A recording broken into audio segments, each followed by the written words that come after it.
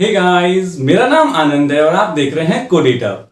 आज की इस वीडियो में हम स्टार्ट करने वाले हैं सी के वन शॉट वीडियोस को। वन शॉट वीडियोस का मतलब ये होता है कि एग्जाम टाइम में बेसिकली मैं इसको बनाऊंगा बहुत ही डिटेल्ड में, लेकिन फिर भी एग्जाम टाइम में अगर आपको पॉइंट वाइज यानी कि आप यूं कह सकते हैं चैप्टर वाइज रिवीजन करना है, कम टाइम में ज्यादा कंटेंट पढ़ना है, तो उसके लिए हम वन शॉट वीडियोस को प्रेफर करते हैं। और आज की इस पार्टिकुलर वीडियो में जो है वो हम स्टार्ट करेंगे कि आखिर इंट्रोडक्शन क्या होता है, यानी कि प्रोग्रामिंग का इंट्रोडक्शन करेंगे हम कि प्रोग्राम क्या होता है। तो पहला जो सेक्शन हम करेंगे that will be programming introduction, यानी कि प्रोग्राम क्या होता है, प्रोग्राम कैसे लिखते हैं, ठीक है, प्रोग्रामिंग लैंग्वेजेस क्या होते हैं। उसके बाद हम आएंगे किस पे, सी के इंट्रोडक्शन पे, यानी कि सी क्या होता है और सी क्या है, किस तरीके से इसमें हम प्रोग्रामिंग करते हैं। और तीसरा जो सबसे इंपॉर्टेंट सेक्शन हमारा होगा वो होगा टोकन्स, और इसी टोकन्स के अंदर हम जो पढ़ेंगे वो हम कीवर्ड्स को पढ़ेंगे। पहला हमारा क्या होता है, कीवर्ड्स होता है। दूसरा जो टोकन्स का पार्ट होता है वो क्या होता है, आइडेंटिफायर्स होता है, ठीक है।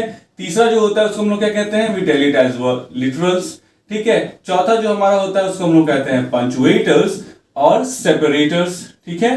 और जो लास्ट हमारा होता है वो होता है ऑपरेटर्स। यानी कि हम कह सकते हैं कि हमारे पूरे के पूरे टोकन को इस 5 पार्ट्स में बांटा गया है, और इन 5 पार्ट्स को हम पढ़ लेंगे तो हम कहेंगे कि हाँ, हमने सारा क्या कर लिया है, टोकन्स पढ़ लिया है। तो बेसिकली देखिए होता क्या है कि जो हमारा ये सीरीज जो मैं वन शॉट सीरीज शुरू कर रहा हूं, this is exactly one shot series. इसमें क्या है कि इसमें आपको क्रिस्प मिलेगा, मतलब कि हर चीज को पूरी तरीके से इनकॉर्पोरेट कर पा रहा हूं तो पॉसिबल नहीं होगा, लेकिन एग्जाम पॉइंट ऑफ व्यू से it is going to be a very good video to recap all concepts. एक चैप्टर उठा, जैसे इंट्रोडक्शन चैप्टर उठा और ये टोकन्स वाला चैप्टर उठा, और एक ही वीडियो में ये सारी चीजें कंफर्म, और एक तरह से आपका ये क्विक रिवीजन टाइप का वीडियो होने वाला है, बट एक्सप्लोरेटरी होगा। मतलब कि ऐसा नहीं है कि मतलब छोटा छोटा करके आएंगे, इसको पूरी तरह से हम एक्सप्लेन करके एक ही वीडियो में हम पढ़ने वाले हैं। इसके आने वाली वीडियोस में हम कंट्रोल स्टेटमेंट उठाएंगे तो एक ही वीडियो में पूरा इफ कर लेंगे, फिर दूसरी वीडियो में पूरा जंप स्टेटमेंट्स यानी कि गो टू ब्रेक कंटिन्यू कर लेंगे, फिर एक ही वीडियो में हम पूरी लूपिंग स्टेटमेंट कर लेंगे, और ऐसे टॉपिक वाइज वीडियो हम करने वाले हैं। तो चलिए स्टार्ट करते हैं।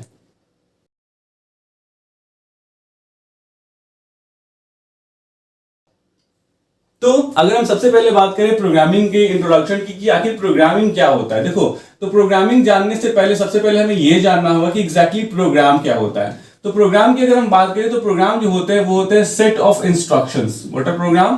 Programmes are set of instructions, यानी ये सेट ऑफ इंस्ट्रक्शंस होते हैं that are given to computer, जो किसको दिए जाते हैं, कंप्यूटर को दिए जाते हैं, that are given to computer to perform a particular task, ठीक है, computer to perform a particular task. इसका मतलब क्या हुआ कि जो हमारा प्रोग्राम होता है वो क्या होता है, व्हाट इज प्रोग्राम? तो it is set of instructions. Instructions का सेट होता है जो किसको देते हैं, हम कंप्यूटर को देते हैं किसी खास तरह के वर्क को परफॉर्म करने के लिए। जैसे हम भी जब शुरू में पैदा हुए थे, फिर उसके बाद धीरे धीरे हमें हर एक चीज सिखाई गई, ठीक है, तब आज आके हम जो है वो जानते हैं कि किसी भी चीज को करने का सीक्वेंस क्या होता है। वैसे ही अगर हमें कंप्यूटर्स को कुछ सिखाना हो कि भैया आपको कौन से वर्क को परफॉर्म करना है, what you want to perform, तो कंप्यूटर को कोई भी काम हमें सिखाने के लिए क्या करना पड़ता है, प्रोग्राम लिखना पड़ता है। यानी कि फॉर एवरी टास्क, हर काम के लिए हमें एक प्रोग्राम लिखना पड़ता है। यानी कंप्यूटर से हमें XYZ कुछ भी करवाना होता है उसके लिए हमें एक प्रोग्राम लिखना होता है। और प्रोग्राम क्या होता है, सेट ऑफ इंस्ट्रक्शंस होता है जो हम किसको देते हैं, कंप्यूटर को देते हैं किसी खास काम को परफॉर्म करने के लिए। सेट ऑफ इंस्ट्रक्शन का मतलब क्या हुआ, क्योंकि कोई भी एक काम करना है, जैसे सपोज कीजिए मैं आपसे बोलूं कि आप मेरे लिए चाय बना के लाइए, ठीक है, तो आप क्या करेंगे, आप सबसे पहले रसोई में जाएंगे, रसोई घर में जाएंगे, उस पर जो है वो केतली रखेंगे, फिर उसमें पानी डाल के उबालेंगे, फिर थोड़ी देर बाद उसमें दूध डालेंगे, चाय पत्ती डालेंगे, चीनी डालेंगे, उबालेंगे। ऐसा स्टेप है। ऐसा तो नहीं कि जाते ही आप सबसे पहले पानी डाल देंगे चूल्हे पे, नहीं, केतली रखने के बाद पानी डालना है। That means sequence of steps है, क्योंकि सीक्वेंस बहुत मायने रखता है। एक के बाद दूसरा, दूसरे के बाद तीसरा, तीसरे के बाद चौथा, दैट सेट ऑफ इंस्ट्रक्शंस, उसी को हम लोग क्या कहते हैं, प्रोग्राम कहते हैं। अब प्रोग्राम हम समझ गए क्या है कि हम कुछ भी काम कराना चाहते हैं कंप्यूटर से, XYZ any work that we want to get it done from computer, हमें उसके लिए प्रोग्राम लिखना पड़ता है। हर चीज के लिए आप स्टार्ट बटन पे क्लिक करते हैं तो क्या होता है, प्रोग्राम्स पे क्लिक करते हैं तो क्या होता है, यानी हर चीज आप जो कंप्यूटर में देखते हैं वो उसके होने की वजह एक प्रोग्राम है। हर चीज के लिए एक प्रोग्राम है। नाउ अब क्वेश्चन ये आता है कि ठीक है, प्रोग्राम हम जान गए क्या होता है, तो प्रोग्राम से ही बनता है प्रोग्रामिंग लैंग्वेज। अब एक बात फिर से, अब प्रोग्रामिंग लैंग्वेज को अगर हमें समझना है तो हमें फिर से एक चीज समझनी पड़ेगी। लैंग्वेज का मतलब होता है भाषा। जैसे मान लीजिए अगर हम रशिया में जाते हैं तो हमें रशियन सीखना होगा, अगर हम जर्मनी जाते हैं तो हमें जर्मन सीखना होगा, ताकि हम उनसे कम्युनिकेट कर पाए। तो अगर हम कोई काम कंप्यूटर से कराना चाहते हैं, कंप्यूटर से कोई प्रोग्राम लिख के देना चाहते हैं, किसी काम को करवाना चाहते हैं, क्योंकि प्रोग्राम ही क्या होता है, सेट ऑफ इंस्ट्रक्शंस होता है ना। तो जब प्रोग्राम सेट ऑफ इंस्ट्रक्शन है, हम उससे कुछ कराना चाहते हैं, तो हमें कंप्यूटर का लैंग्वेज सीखना पड़ेगा कि कंप्यूटर से हम किस लैंग्वेज में बात करें कि उसे समझ में आए। ठीक है, जैसे मैंने बताया अगर आप जर्मनी में जाके हिंदी में बात कीजिएगा तो उन्हें समझ में नहीं आएगा, because they don't know Hindi. तो अब क्या करना पड़ेगा, आपको जर्मन सीखना पड़ेगा और जर्मन लैंग्वेज में उनसे कम्युनिकेट करना पड़ेगा। ठीक वैसे ही आपको अगर कंप्यूटर को कुछ देना है, कुछ इंस्ट्रक्शंस देना है, तो आपको कंप्यूटर के लैंग्वेज को सीखना पड़ेगा। और कंप्यूटर के बहुत सारे लैंग्वेजेस हैं, जिसमें से हम जिस पे फोकस करने वाले हैं वो हमारा क्या है, सी प्रोग्रामिंग लैंग्वेज। यानी प्रोग्रामिंग लैंग्वेज क्या होता है, प्रोग्रामिंग लैंग्वेज कंप्यूटर्स के लैंग्वेज होते हैं जिनका यूज करके हम प्रोग्राम लिख सकते हैं, कंप्यूटर्स को इंस्ट्रक्शंस दे सकते हैं। तो द लैंग्वेजेस, अगर हम इसका डेफिनेशन लिखना चाहें तो लिख सकते हैं द लैंग्वेजेस, यानी वो languages that are used to program, that are used to, यानी जिनका यूज किया जाता है प्रोग्राम करने के लिए, that are used to program, are called, उसको हम लोग क्या कहते हैं, प्रोग्रामिंग लैंग्वेजेस कहते हैं, उसको हम लोग प्रोग्रामिंग लैंग्वेजेस कहते हैं, राइट। अब हमारे पास बहुत सारे प्रोग्रामिंग लैंग्वेजेस हैं, we have lots of programming languages. ठीक है, सबसे पहले अगर बात करें तो सी ही है जो हम पढ़ने जा रहे हैं, फिर हमारे पास इसके बाद C++ है, फिर हमारे पास जावा है, फिर हमारे पास पाइथन है, फिर हमारे पास .NET कॉन्सेप्ट्स है। अगर हम वेब डेवलपमेंट में जाएं तो PHP है, ठीक है, ETC, बहुत सारे जो है वो प्रोग्रामिंग लैंग्वेजेस हमारे पास है।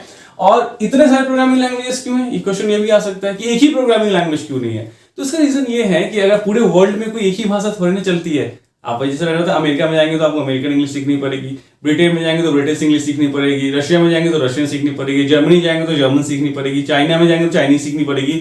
तो वैसे ही बहुत सारे लैंग्वेजेस बना के रखे हुए हैं। We have a lots of languages, बहुत सारे लैंग्वेजेस हमारे पास है। और इन लैंग्वेजेस में हर लैंग्वेज के पास अपना कुछ प्रॉस होता है और अपना कुछ कॉन्स होता है। इसका मतलब क्या हुआ कि अपनी कुछ कैपेबिलिटीज होती हैं और अपना कुछ लिमिटेशंस होता है। कैपेबिलिटीज मतलब समझते हैं ना कि क्या कोई काम कहीं किसी लैंग्वेज में करना आसान होता है और वही काम किसी दूसरे लैंग्वेज में करना मुश्किल हो जाता है। और लिमिटेशंस का मतलब होता है कि कुछ कमियां भी होती है।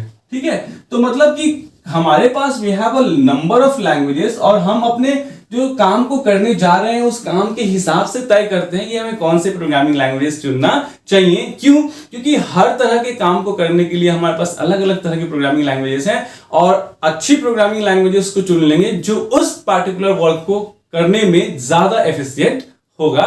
तो उसके हिसाब से हम क्या करते हैं, अपना लैंग्वेज चुनते हैं। फिलहाल हमारे लिए क्या है, सी प्रोग्रामिंग।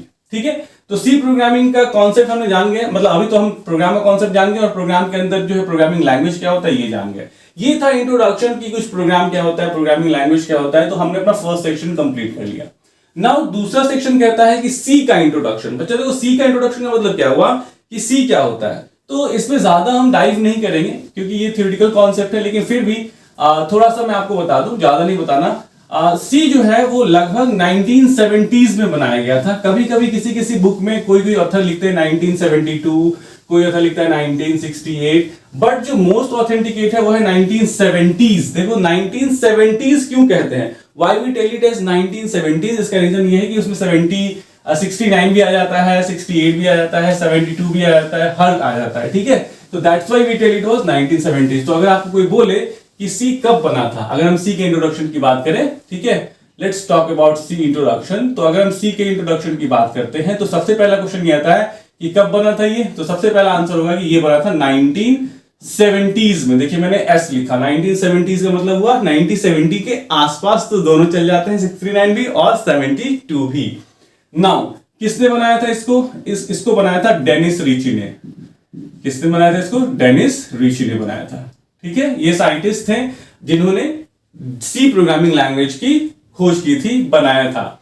नाउ तीसरा, सी को कहा जाता है कि सी जो है वो एक मिडिल लेवल लैंग्वेज है। What is C? C is a middle level language. अब क्वेश्चन ये आता है कि मिडिल लेवल लैंग्वेज क्या होता है। इसमें अगर हम डाइव करेंगे तो बहुत लंबा चीज है ये, मैं आपको शॉर्ट में समझाना चाहूं। देखिए लैंग्वेजेस की दुनिया जब स्टार्ट हुई थी, ठीक है, तो लैंग्वेजेस की पूरी दुनिया को हम 3 सेक्शन में बांट सकते हैं। सबसे पहले को हम लोग कहते हैं मशीन लेवल लैंग्वेज।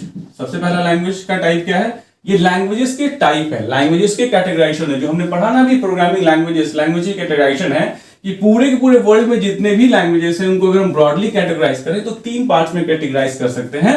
पहला होता है machine level language.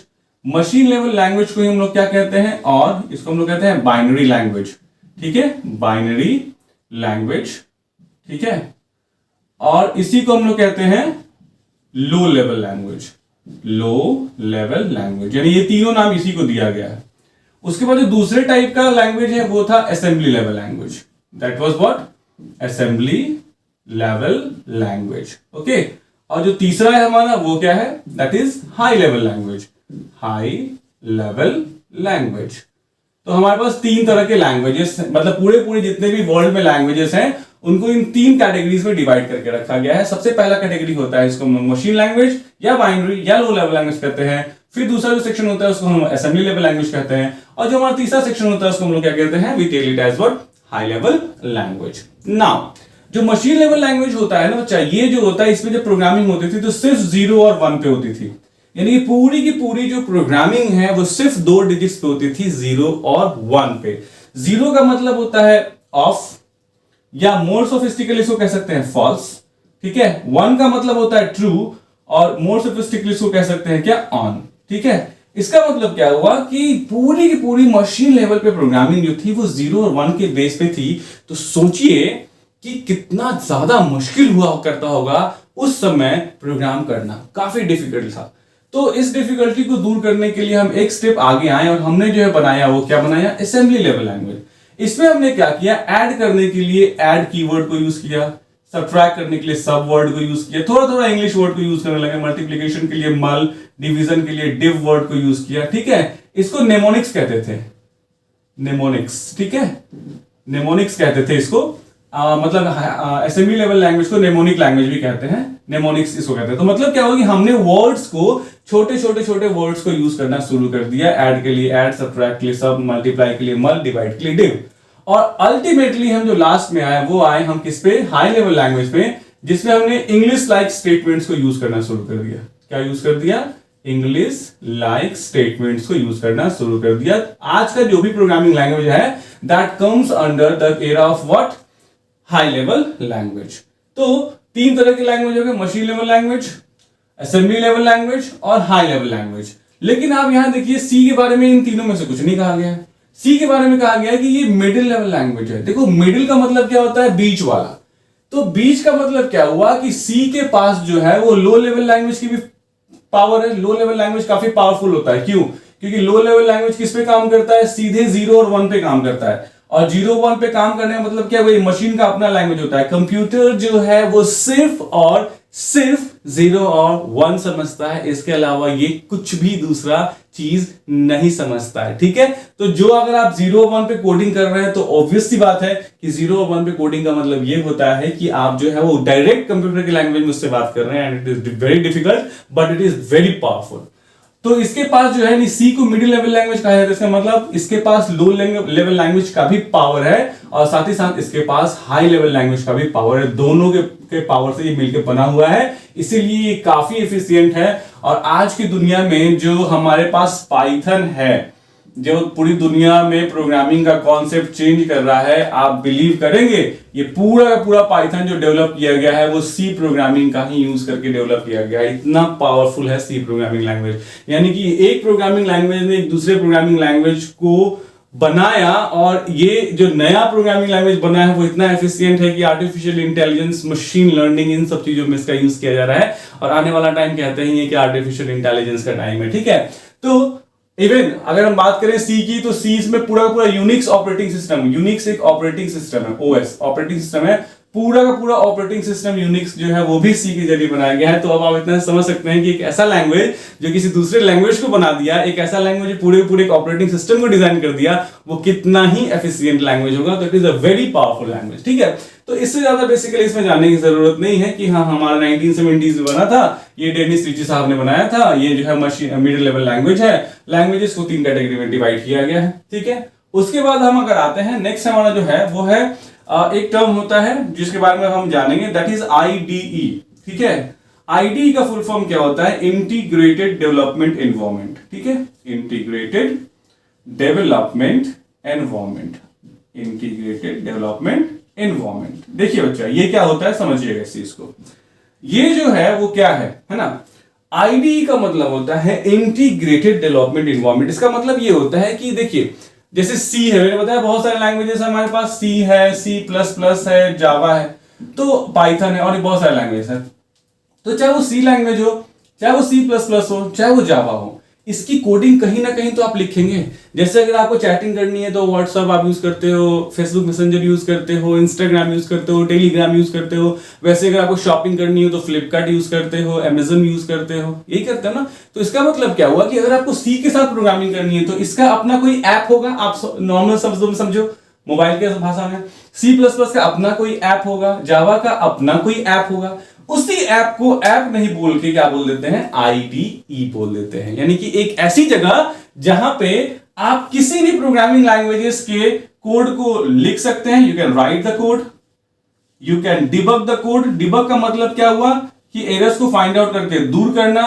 You can run the code, मतलब सारे के सारे किसी उस पार्टिकुलर प्रोग्रामिंग लैंग्वेज से रिलेटेड सारे के सारे एक्टिविटी को परफॉर्म कर सकते हैं। उसे हम कहते हैं IDE।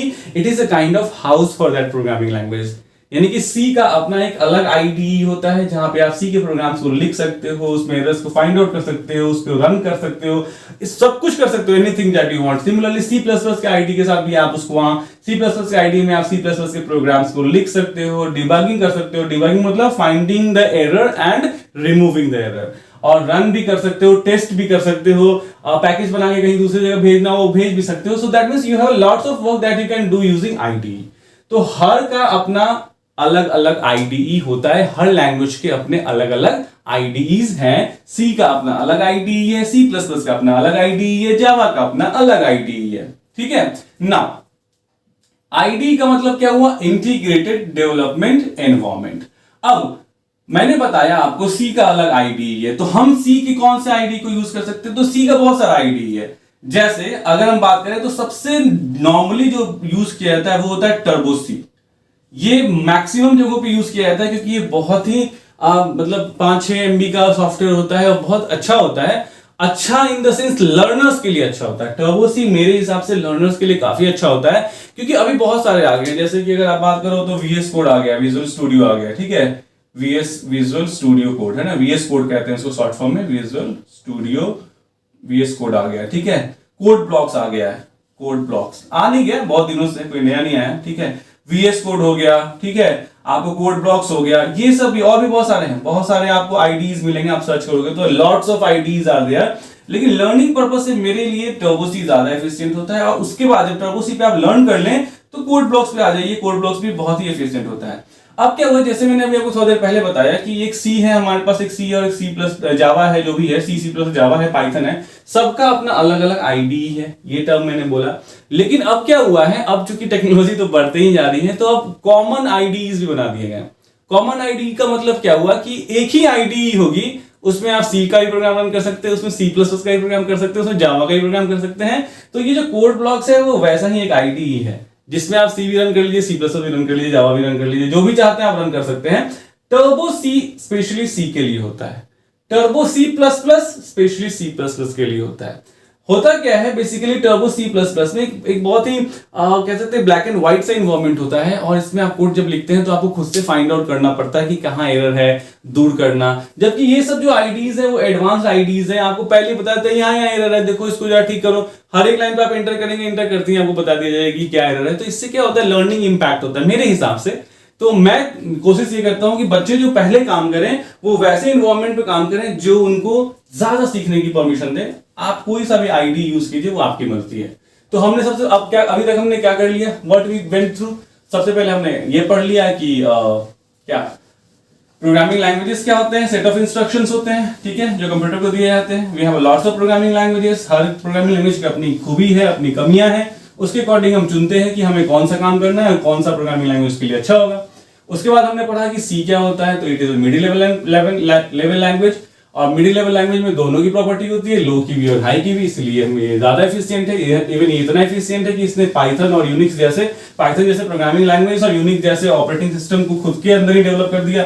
सोचिए कितना एफिशिएंट है। ठीक है, तो ये सब कुछ हमने चीजें पढ़ ली। साथ ही साथ हमने पढ़ा कि पूरे अगर हम प्रोग्राम्स की बात करें तो प्रोग्राम्स को जो है बेसिकली 3 जनरेशन में यानी कि 3 कैटेगरीज में बांटा गया है। Machine level language, that is low level language, ठीक है, फिर assembly level language and then we went through what high level language. तो आज का जो भी हम प्रोग्रामिंग लैंग्वेजेस यूज करते हैं वो हाई लेवल लैंग्वेज है, लेकिन मशीन लेवल लैंग्वेज को कहा जाता है कि it is a kind of middle level language, क्योंकि इसके पास लो लेवल लैंग्वेज की भी पावर है और हाई लेवल लैंग्वेज की भी फैसिलिटीज हैं, इसीलिए इसको कहते हैं मिडिल, बीच का, दोनों चीजों का फायदा ही उठा सकता है। ठीक है, now we are going to move forwards what tokens. Token देखो, तो हमने ये कर लिया बच्चा, this is we done, this we did and now this we have done. Now we are coming to tokens. Tokens सबसे पहले किसी प्रोग्रामिंग लैंग्वेज में आप जाइएगा, सिर्फ मैं सी की बात नहीं कर रहा, ठीक है, I am not talking only about C, मैं किसी भी प्रोग्रामिंग लैंग्वेज की बात कर रहा हूं। अभी तो हम स्पेसिफिकली प्रोग्रामिंग इंट्रोडक्शन तो किसी भी प्रोग्रामिंग के लिए था, सी का इंट्रोडक्शन सिर्फ सी के लिए था। अब टोकन्स भी किसी भी प्रोग्रामिंग लैंग्वेज के लिए। देखिए, टोकन्स सी में भी एप्लीकेबल होगा, टोकन्स सी प्लस प्लस में भी एप्लीकेबल होगा, टोकन्स जावा में भी एप्लीकेबल होगा, ठीक है, हर जगह एप्लीकेबल होगा। तो बेसिकली हम प्रोस्पेक्ट्स में पढ़ रहे हैं सी के, इसलिए हम हर बार सी को यूज करेंगे। यही चीज अगर हम प्रोस्पेक्ट्स में पढ़ते हैं सी प्लस प्लस के, तो हर जगह हम सी प्लस प्लस यूज करते हैं। तो अगर हम बात करें कि टोकन्स की, सबसे पहले हम ये देखते हैं टोकन्स क्या होता है। बहुत इंपॉर्टेंट है, एग्जाम में इस सेक्शन से क्वेश्चन तो आता ही आता है, क्योंकि ये देखिए इतने सारी चीजों को आपस में कंटेंट किया हुआ, 5 चीजें इसके अंदर पढ़नी है हमें, है ना। We have to learn 5 things, got it. So now tokens, सबसे पहले देखिए हम अब घुस रहे हैं किसके अंदर, now we are going to learn about C programming specifically. अब धीरे धीरे हम सी के अंदर एंट्री ले रहे हैं। तो सी के बारे में, किसी भी लैंग्वेज के बारे में देखिए, अगर हम बात करें कि हमने लैंग्वेज सीखी है, जैसे मैं अभी आपसे किस लैंग्वेज में बात कर रहा हूं, मैं आपसे अभी हिंदी में बात कर रहा हूं, साथ साथ इंग्लिश के वर्ड भी हैं, इसको इंग्लिश नाम दे दिया है बहुत लोगों ने, चलिए हिंदी और इंग्लिश का मिक्स करके हम लोगों ने इंग्लिश नाम दे दिया है। So now coming to the point कि सबसे पहले अगर हम देखें कि बचपन में हमने जब पढ़ाई स्टार्ट की थी, अगर हम हिंदी की ही बात करें तो हमने जब पढ़ाई स्टार्ट की थी तो सबसे पहले हमने क्या पढ़ा था, हमने क पढ़ा था, ख ग घ यानी वर्णों को पढ़ा था, राइट। इंग्लिश की बात करें, इंग्लिश लैंग्वेज की बात करें तो ABCD पढ़ा था, लेकिन सबसे छोटा यूनिट पढ़ा था हमने। ABCD is what, ABCD is the smallest element, सबसे छोटा एलिमेंट है, तो हमने सबसे छोटा एलिमेंट पढ़ा था। तो सबसे छोटा एलिमेंट क्यों पढ़ा था, क्योंकि यही तरीका होता है, पहले छोटा फिर उससे बड़ा फिर उससे बड़ा फिर उससे बड़ा। जैसे अगर हम हिंदी की बात करें तो सबसे पहले हमने क ख ग पढ़ा, उसके बाद हमने क से कबूतर, ख से खरगोश, है ना, वो पढ़ा, फिर कबूतर उड़ता है, सेंटेंस, तो वर्ण पढ़े, फिर शब्द पढ़े, फिर वाक्य पढ़े। ठीक इसी तरीके से अगर हम इंग्लिश की बात करेंगे तो हमने क्या पढ़ा, हमने सबसे पहले पढ़ा था ABCD, फिर A से एप्पल, B से बॉल, C से कैट, और फिर एप्पल इज स्वीट, ठीक है, ball is white, anything, right. So that means क्या कि हम जब टोकन्स की बात करते हैं तो हम उसी चीज को रिवर्ट बैक करते हैं कि हमने जब नॉर्मल लैंग्वेज यानी हिंदी इंग्लिश पढ़ा था तो हमने सबसे छोटे यूनिट से स्टार्ट की थी, वही सबसे छोटा यूनिट क्या कहलाता है, टोकन कहलाता है। यानी प्रोग्रामिंग लैंग्वेज की बात करें तो किसी न किसी प्रोग्रामिंग लैंग्वेज में छोटे छोटे छोटे छोटे यूनिट से मिल के पूरा प्रोग्रामिंग लैंग्वेज बनेगा, है ना, छोटे छोटे छोटे छोटे यूनिट से मिल के पूरा प्रोग्रामिंग लैंग्वेज बनेगा, और इसी चीज को हम क्या कहते हैं, टोकन्स कहते हैं। तो अगर हम टोकन्स की भाषा में बात करें, टोकन्स की परिभाषा क्या होती है, डेफिनेशन, तो tokens are smallest individual elements, smallest individual elements, tokens are smallest individual elements of a programming language. यानी किसी भी एक प्रोग्रामिंग लैंग्वेज के, देखिए इसमें सी की बात नहीं कर रहे हैं, किसी भी प्रोग्रामिंग लैंग्वेज की, तो यानी कि टोकन्स की डेफिनेशन सेम सी में भी लिख सकते हैं आप, C++ में लिख सकते हैं, जावा में भी लिख सकते हैं, तीनों में लिख सकते हैं, ठीक है। तो क्या लिखा मैंने कि tokens are smallest individual elements of a programming language, यानी किसी भी प्रोग्रामिंग लैंग्वेज के, ठीक है, सबसे छोटे यूनिट को हम लोग क्या कहते हैं, टोकन्स कहते हैं। यानी कि छोटे छोटे यूनिट, जैसे कि क ख ग घ क्या है, एक टाइप का टोकन हो गया, ABCD क्या है, एक टाइप का टोकन हो गया, हिंदी लैंग्वेज के लिए क ख ग घ टोकन हो गया, इंग्लिश लैंग्वेज के लिए ABCD टोकन हो गया। वैसे ही अब हम पढ़ने जा रहे हैं कि सी लैंग्वेज के कौन कौन से टोकन है, यानी कि कौन कौन से वैसे छोटे छोटे छोटे छोटे पार्ट्स हैं जिससे मिलकर हमारा सी का टोकन बना हुआ है।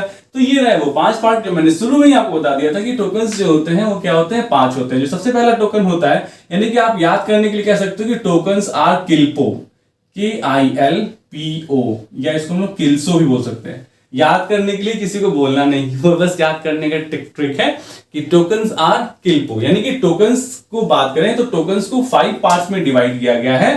के का मतलब क्या होता है? के का मतलब होता है कीवर्ड्स। कीवर्ड ऐसा हटा दीजिए, वर्ड्स मतलब जब हम प्लूरल करते हैं तो के फॉर कीवर्ड, ठीक है, I for identifier, L for literal, P for punctuator या सेपरेटर, पंचुएटर या separator, and O for what? Operator.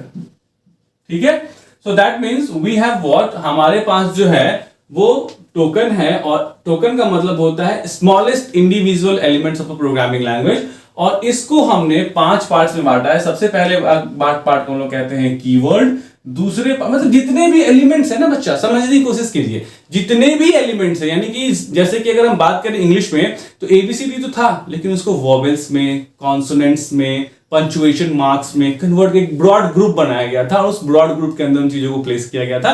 वैसे ही जितने भी छोटे छोटे एलिमेंट्स है हमारे पास सी के ना, उन सबको इन 5 पार्ट्स में डिवाइड करके रखा गया। सबसे पहला है कीवर्ड, दूसरा है आइडेंटिफायर, तीसरा है लिटरल, चौथा है पंचुएटर्स या सेपरेटर, और पांचवा है ऑपरेटर्स। और जब हम इन पांचों को 1 बाय 1 सिस्टमैटिकली पढ़ लेंगे तो हम कहेंगे कि हमने क्या पढ़ लिया है? हमने टोकन्स को पढ़ लिया है, we have gone through tokens. ठीक है, तो सबसे पहला जो है हमारा क्या है? कीवर्ड्स है। चलिए पढ़ते हैं। सबसे पहला है हमारे पास कीवर्ड्स, है ना। कीवर्ड, कीवर्ड क्या होता है हमें ये जानना होता है। देखिए कीवर्ड्स क्या होते हैं? कीवर्ड्स जो होते हैं वो होते हैं रिजर्व वर्ड्स। कीवर्ड्स क्या होते हैं? Keywords are reserved words. Reserve word का मतलब क्या हुआ? पहले इसका डेफिनेशन लिख ले कि कीवर्ड्स क्या होते हैं। Keywords are reserved words, reserved words by a programming language. यानी कि कीवर्ड्स जो होते हैं रिजर्व वर्ड्स होते हैं एक प्रोग्रामिंग लैंग्वेज के द्वारा। यानी कि जैसे सी ने कुछ वर्ड्स को रिजर्व कर लिया है, सी ने कुछ वर्ड्स को रिजर्व कर लिया है, और उन वर्ड्स को सी सिर्फ अपने काम के लिए यूज करेगा। ठीक है, these words have, यानी इन वर्ड्स के पास, these words have some specific meaning, यानी इन वर्ड्स के पास कुछ खास मीनिंग होती है, अपना कोई खास मतलब होता है, specific meaning, and we can use these words, we can use these words, और हम इन वर्ड्स को यूज कर सकते हैं, these words only for that specified meaning, only for that specified meaning, specific meaning। ठीक है, यानी कि देखो कुछ वर्ड्स को जो है हमारे सी ने रिजर्व कर लिया है, बोला है भैया ये कुछ ऐसे वर्ड्स हैं जिनको हम क्या कर रहे हैं, अपने लिए रिजर्व कर ले रहे हैं, राइट। हाँ, ये कुछ ऐसे वर्ड्स हैं जिनको हम अपने लिए क्या कर ले रहे हैं, रिजर्व कर ले रहे हैं, और उस वर्ड्स को उन्होंने, उस सी ने कुछ स्पेशल वर्क भी असाइन किया। यानी कि इस वर्ड का काम ये है, ये वर्ड रिजर्व कर रहा हूं मैं, उसका काम ये है, ये वर्ड मैं रिजर्व कर रहा हूं, उसका काम ये है। यानी कि वर्ड्स तो रिजर्व कर ही करे, साथ ही साथ उसके वर्क को भी क्या किया इन्होंने, डिफाइन किया कि ये वर्ड का काम ये है, ये वर्ड का काम ये है, और सिर्फ अगर हमें उस वर्ड को यूज करना है तो सिर्फ उसी वर्ड के लिए यूज करना है जिसके लिए सी ने उसको डिफाइन किया है। दूसरे काम के लिए अगर हम इसको यूज करेंगे that will be an error, ये क्या होगा, एक एरर होगा। ठीक है, तो सबसे पहले अगर हम यहां आते हैं कि keywords are reserve words, reserve होते हैं बाय ए प्रोग्रामिंग लैंग्वेज। अभी सी है तो सी प्लस प्लस का जब डेफिनेशन होगा तो सेम डेफिनेशन होगा। These words have some specific meaning, in words का कुछ खास मीनिंग होता है, and we can use these words, और इन वर्ड्स को हम यूज कर सकते हैं only for that specific meaning, सिर्फ उसी खास मीनिंग के लिए हम उसको यूज कर सकते हैं, दूसरे काम के लिए नहीं। और there are total कितने रिजर्व वर्ड्स है, सी ने कितने किए हैं, तो there are total dash number of reserve words, dash number of reserved words, यानी कि टोटल कितने रिजर्व वर्ड्स हैं। चलिए ये आपके लिए क्वेश्चन है, जो बिल्कुल ही सिस्टमैटिकली पढ़ रहा होगा, 1 बाय 1 पढ़ रहा होगा, वो ही इस क्वेश्चन का जवाब देगा। और आप कमेंट में सेक्शन में ये तो जरूर बताइएगा कि मैंने आपको कैसा पढ़ाया, ये पढ़ के आपको कैसा लगा। साथ ही साथ इस क्वेश्चन का जवाब दीजिएगा कि there are total dash number of reserve words. ये पहला क्वेश्चन हो गया। ऐसे ही 4-5 क्वेश्चन में दे दूंगा आप, ताकि जुड़े रहें। देखो इसमें क्या है ना, गूगल पे मारिएगा तुरंत मिल जाएगा, बाकी तो मैं समझा ही रहा हूं। ठीक है, हो सकता है तो मैं आंसर लास्ट में बता भी दूं, तो या फिर बाद में कमेंट सेक्शन को पिन कर दूं कि सही आंसर क्या है। लेकिन गूगल में इतना तो सही आराम से कितने रिजर्व वर्ड्स है कीवर्ड में, ठीक है। इससे मुझे ये पता चलेगा ना कि कितने बच्चे ध्यान से पढ़ते हैं, ठीक है। बहुत मेहनत से पढ़ाया जाता है लेकिन बच्चे ऐसे भागा भागा पढ़ते हैं जैसे कि भैया खत्म कर लेना आज, एक ही दुनिया खत्म कर लेनी है, पढ़ा कीजिए, अच्छे से पढ़ा कीजिए। अब एग्जाम्पल्स की हम बात करें कि कौन कौन से हमारे पास रिजर्व वर्ड्स हैं, ठीक है। ध्यान से देखिएगा, रिजर्व वर्ड्स बहुत सारे हैं हमारे पास। सबसे पहले अगर हम बात करें डेटा टाइप्स की, तो इंट एक रिजर्व वर्ड है, फ्लोट एक रिजर्व वर्ड है, डबल एक रिजर्व वर्ड है, ठीक है। अगर वैसे ही बात करें, कैर एक रिजर्व वर्ड है। आगे अगर हम चले तो इफ एक रिजर्व वर्ड है, एल्स एक रिजर्व वर्ड है, व्हाइल एक रिजर्व वर्ड है, ठीक है। वैसे ही फॉर है, FOR है, फिर कॉन्स्ट है, CONST कॉन्स्टेंट डिक्लेयर करने के लिए।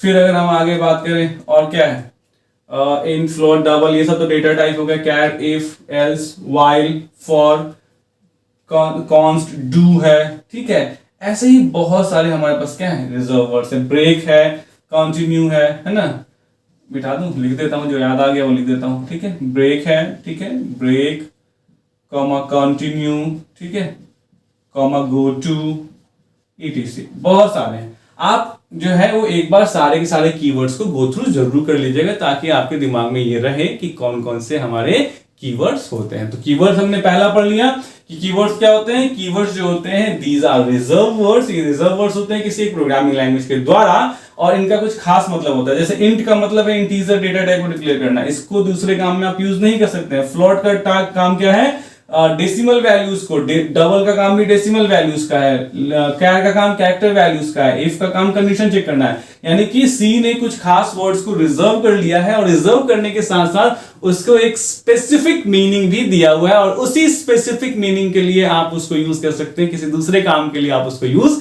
नहीं कर सकते हैं। This is called what, keywords. तो पहला हमने क्या पढ़ लिया, कीवर्ड्स। दूसरा क्या है, आइडेंटिफायर्स। तो टोकन्स में देखिए, यहां पे अब आप कंसंट्रेट कीजिए, सेम चीज मैंने यहां लिखी हुई है कि टोकन्स में हमने सबसे पहले क्या लिख लिया, पढ़ लिया हमने, कीवर्ड्स पढ़ लिया। कीवर्ड्स रिजर्व वर्ड्स होते हैं। दूसरा जो हमारा पार्ट आता है वो क्या होता है कीवर्ड्स के बाद, the second part is identifier. Identifier क्या होता है, देखिए आइडेंटिफायर का मतलब होता है नेम, नाम। जैसे मेरा एक नाम है ना, आनंद कुमार। हमारे चैनल का एक नाम है कोडिटफ। वैसे ही आपका एक नाम होगा, है ना। हर किसी को एक नाम दिया गया है, उसी नाम से उसको आइडेंटिफाई किया जाता है ना। उसी तरीके से आइडेंटिफायर कहलाता है। सेम चीज जो है वो क्या कहलाता है, आइडेंटिफायर कहलाता है। तो आइडेंटिफायर क्या होते हैं, व्हाट आर आइडेंटिफायर्स, चलिए देखते हैं। तो हमने कीवर्ड्स में पहला सेक्शन कीवर्ड आपको यहां पर पढ़ा दिया। दूसरा टोकन्स में पहला सेक्शन कीवर्ड हमने आपको पढ़ा दिया। टोकन्स में दूसरा सेक्शन जो है वो है आइडेंटिफायर्स। तो अब हम जो पढ़ने जा रहे हैं वो दूसरा हम पढ़ने जा रहे हैं, दैट इज व्हाट, आइडेंटिफायर, है ना। आइडेंटिफायर क्या होता है, तो आइडेंटिफायर्स आर द नेम्स, ठीक है। आइडेंटिफायर्स आर द नेम्स, यानी वो ये क्या है, नाम है। द नेम्स गिवन टू, जो किसको दिए जाते हैं, गिवन टू एनी वेरिएबल। जो हम किसी भी वेरिएबल को कोई नाम देते हैं, ठीक है। किसी भी फंक्शन को कोई जो नाम हम देते हैं, किसी भी स्ट्रक्चर को जो नाम हम देते हैं, etc। यानी कि किसी भी चीज को जो हम एक नाम देंगे ना, चाहे वो एक वेरिएबल हो, वेरिएबल तो मैं अभी बता दूंगा, फंक्शन एक चैप्टर है जो मैं बाद में बताऊंगा, स्ट्रक्चर भी एक चैप्टर है जो मैं बाद में बताऊंगा। अगर आप जानते हैं तो अच्छी बात है, नहीं जानते हैं तो just be with the series and आप हर चीज जानेंगे। वैसे आपको बता दूं कि हमारे पास ऑलरेडी सी प्रोग्रामिंग की पूरी प्लेलिस्ट है, सिस्टमैटिकली 1 by 1, बहुत डिटेल में, ठीक है। जिसका मैं लिंक जो है अभी आई बटन पे आपको मिल जाएगा। आप चाहें तो सिस्टमैटिकली 1 by 1 बिल्कुल स्टेप बाय स्टेप है, ठीक है, लेकिन बहुत डिटेल में है। ये तो मैं थोड़ा स्क्रिप्ट बना रहा हूं ना, क्योंकि वन शॉट है, आप पढ़ सकते हैं पूरा 1 by 1, पूरा कंप्लीट, किसी की जरूरत नहीं है, आपको खुद से आप पढ़ लेंगे, ठीक है।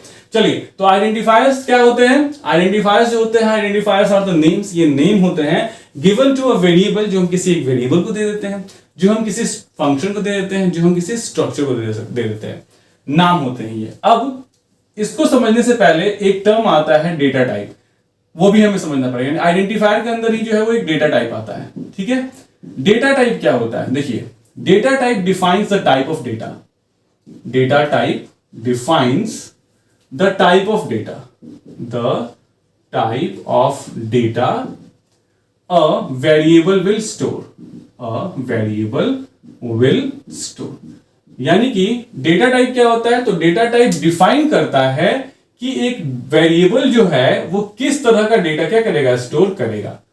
एक वेरिएबल किस तरह का डेटा स्टोर करेगा। वेरिएबल क्या होता है सब बताऊंगा, अभी बस डेफिनेशन भी लिख देता हूं। वेरिएबल क्या होता है, variable is one that stores some value.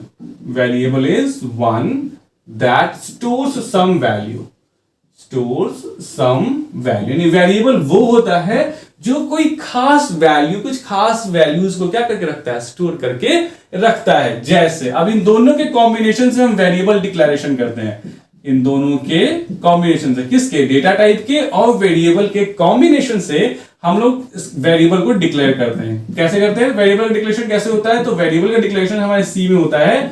सबसे पहले हम लिखते हैं डेटा टाइप, जैसे मान लीजिए हमने लिखा इंट। डेटा टाइप कौन कौन से, ये सारे डेटा टाइप हैं, इंट, फ्लोट, डबल, कैर, यहां तक ये 4 डेटा टाइप अभी आपके सामने, ये चारों के चारों डेटा टाइप हैं। इंट से इंटीजर टाइप अगर हम लिखना चाहें तो लिख सकते हैं कि इंट एक डेटा टाइप है। इंट से बड़ा कैपेसिटी चाहिए तो लॉन्ग इंट है। फिर फ्लॉट है डेसिमल वैल्यू को, इंट क्या होता है, इंटीजर वैल्यू को। लॉन्ग इंट इसकी कैपेसिटी बहुत ज्यादा होती है, कैपेसिटी मतलब इंटीजर की कैपेसिटी 32,767 तक होती है और माइनस में 32,766 तक होती है। ठीक है, कैपेसिटी होती है, रेंज होता है, वहां तक की वैल्यू को वो स्टोर कर पाता है। उससे बड़ी वैल्यू के लिए लॉन्ग इंट। वैसे फ्लोट का एक रेंज होता है और इससे बड़ा रेंज किसका होता है, डबल का होता है। वैसे ही अगर हमको आगे काम करना है तो कैर होता है, कैर कैरेक्टर वैल्यू को स्टोर करने के लिए होता है। और हमारे पूरे प्रोग्रामिंग लैंग्वेज के सीरीज में इतना ही हम यूज करेंगे, इससे ज्यादा हमें कभी यूज करने की जरूरत नहीं पड़ेगी, हमारे लिए इतना ही बहुत होता है। तो ये होते हैं क्या, data type. Data type defines the type of data, यानी डेटा टाइप क्या डिफाइन करता है, टाइप ऑफ डेटा की वेरिएबल किस तरह का डेटा स्टोर करेगा। तो वेरिएबल का डिक्लेरेशन कैसे करते हैं हम, सबसे पहले डेटा टाइप। मान लीजिए मैं कहता हूं कि मुझे इंटीजर को स्टोर करने के लिए एक वेरिएबल चाहिए और मैंने यहां दिया क्या, ए। यानी कि कंप्यूटर की मेमोरी में एक ए नाम का स्पेस बनेगा जहां पे आप इंटीजर टाइप का डेटा क्या कर पाएंगे, स्टोर कर पाएंगे। तो अगर अगले लाइन में अगर आप लिखते हैं a इक्वल टू 5, तो यहां क्या आ जाएगा, here will come is what, 5। अगर आप यहां पे a इक्वल टू राम करेंगे तो ये हो जाएगा एरर। अगर आप कहते हैं a इक्वल टू राम, ये एरर देगा। क्यों एरर देगा, क्योंकि आपने बताया था कि a जो है वो इंटीजर टाइप का है, तो आप ये राम क्यों दे रहे हो, ये तो राम तो स्ट्रिंग हो गया, तो that means that is an error और ये यहां एक्सेप्ट नहीं करेगा। इसीलिए कहते हैं कि वेरिएबल डिक्लेरेशन में हम क्या करते हैं, हम बताते हैं, डिक्लेयर करते हैं, वेरिएबल को डिक्लेयर करते हैं। ये वैल्यू है, सॉरी वेरिएबल है, जिस जो वेरिएबल किस टाइप का है, इंटीजर टाइप का है और इसमें आप सिर्फ इंटीजर वैल्यू ही डाल सकते हैं। 5 आपने डाल दिया। सी प्रोग्रामिंग लैंग्वेज में क्या होता है, हर स्टेटमेंट सेमीकोलन से एंड होता है, हर स्टेटमेंट सेमीकोलन से एंड होता है। This is called what, this is dot and comma which is called what, semicolon. ठीक है, तो ये है आपका वेरिएबल को डिक्लेयर करने का तरीका। तो इसीलिए मैंने आपको डेटा टाइप पढ़ाया। अब इसमें क्या, इंट क्या है, डेटा टाइप है और ए क्या है, वेरिएबल है। आप कहोगे सर डेटा टाइप और वेरिएबल तो है, लेकिन आइडेंटिफायर क्या है। खुद से देखिए, ए एक वेरिएबल तो है, साथ ही साथ एक नाम है ना, कि भैया एक ए नाम का जो वेरिएबल है, तो specifically it is called variable, but in a broad gauge it is called as what, an identifier. तो यानी कि अगर हम ए की बात करें तो ए एक जो है वो वेरिएबल तो है ही है, साथ ही साथ ये एक आइडेंटिफायर भी है। किसी चीज का नाम हो, आगे चल के हम फंक्शन पढ़ेंगे, उसका भी नाम हो, वो भी क्या है, आइडेंटिफायर है। फंक्शन का नाम तो है ही, लेकिन ब्रॉड यूनिट क्या है। तो मतलब अगर हम बात करें कि अगर हम आइडेंटिफायर की बात करें, वी टॉक अबाउट आइडेंटिफायर, किधर लिखूं, यहां लिखता हूं। ठीक है, यहां देखिए, ये अगर आइडेंटिफायर है, ये पूरा पूरा आइडेंटिफायर है, आइडेंटिफायर। तो जो हमारा वेरिएबल का नाम है, VARIABLE वेरिएबल है, वो भी किसके ग्रुप में आता है, वो भी आइडेंटिफायर है। हमारा फंक्शन का नाम जो है, फंक्शन का नाम भी वो किस में भी आएगा, फंक्शन नेम भी आएगा, वो भी आइडेंटिफायर कहलाएगा। स्ट्रक्चर का नाम जो है, किसी भी कोई भी नाम आप ले लेंगे, चाहे स्ट्रक्चर का नेम हुआ, आगे हम यूनियन पढ़ेंगे, यूनियन का नाम हुआ, ठीक है, सारा का सारा क्या कहलाएगा, आइडेंटिफायर कहलाएगा। तो दीज आर व्हाट, आइडेंटिफायर्स। तो हमने सबसे पहले क्या पढ़ा, टोकन्स में सबसे पहले हमने पढ़ा कीवर्ड्स, जो रिजर्व वर्ड्स होते हैं, ये रहा रिजर्व वर्ड्स। ठीक है, इसकी संख्या आप मुझे बताएंगे, there are total dash number of keywords. और दूसरा हमने पढ़ा लिटरल्स, सॉरी आइडेंटिफायर्स। आइडेंटिफायर्स क्या होते हैं, वो नाम होते हैं जो हम किसी भी चीज को देते हैं। लेकिन आइडेंटिफायर अभी खत्म नहीं हुआ है।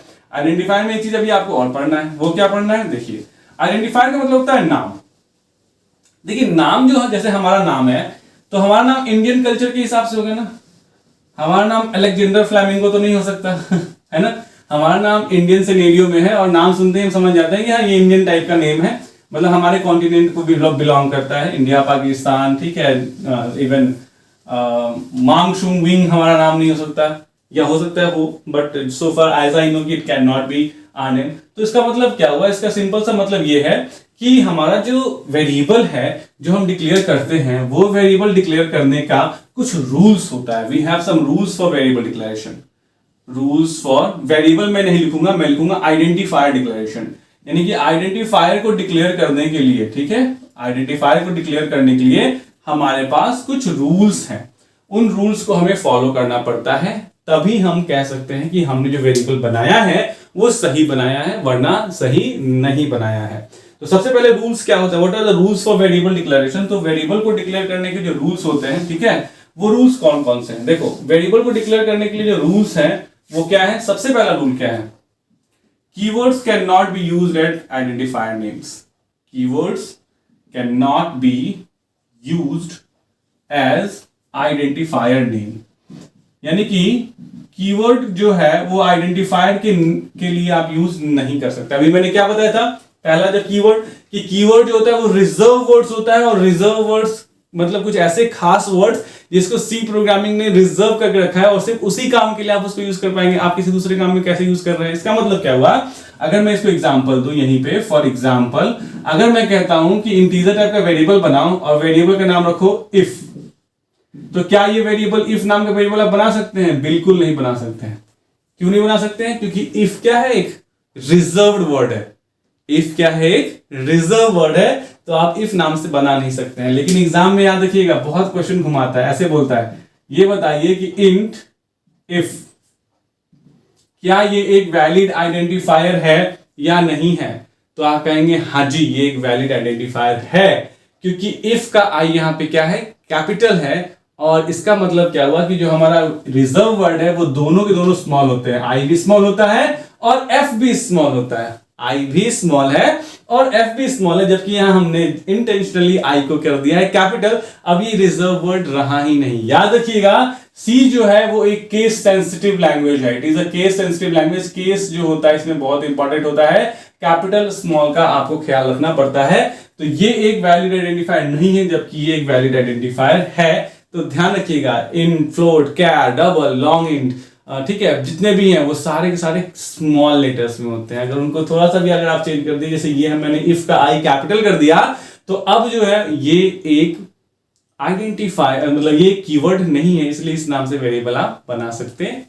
ठीक है, तो सबसे पहला रूल क्या हो गया कि keywords can not be used as identifier name. Keywords को आप आइडेंटिफायर नेम की जगह से यूज नहीं कर सकते। दूसरा, identifier name can't contain, identifier names cannot contain any special symbol, contain any special symbol except underscore, यानी कि आपको कोई भी दूसरा स्पेशल सिंबल अलाउड नहीं है अंडरस्कोर को छोड़ के। यानी कि अगर आप अगर एग्जांपल की बात करें, हम फॉर एग्जांपल अगर हम एग्जांपल की बात करते हैं, अगर आप लिखते हैं कि प्रिंसिपल अमाउंट PRIN और डॉलर, आपने डॉलर में अमाउंट डाला था, आपने लिख दिया 500, तो ये एरर है, गलत है। यानी इंट मान लीजिए, आपने यहाँ इंट लिखा, इंटीजर टाइप का लिखा, तो ये वेरिएबल जो आपने बनाया है वो गलत है। किस वजह से गलत है? क्योंकि आपने जो है वो एक स्पेशल सिंबल डॉलर यूज किया है। और क्या कहता है हमारा आइडेंटिफायर का रूल्स? तो रूल नंबर 2 कहता है कि आप जो है वो किसी भी सिंबल को यूज नहीं कर सकते। You can not use any symbol. तो जब आप ये सिंबल को यूज नहीं कर सकते तो ऑब्वियसली आपने यहां क्या किया है, गलती करी है ना, इस डॉलर को यूज किया। एक ही सिंबल अलाउड है, that is what underscore sign. सिर्फ आपको एक ही सिंबल अलाउड है, जिसको हम लोग क्या कहते हैं, अंडरस्कोर कहते हैं। No other symbol is allowed.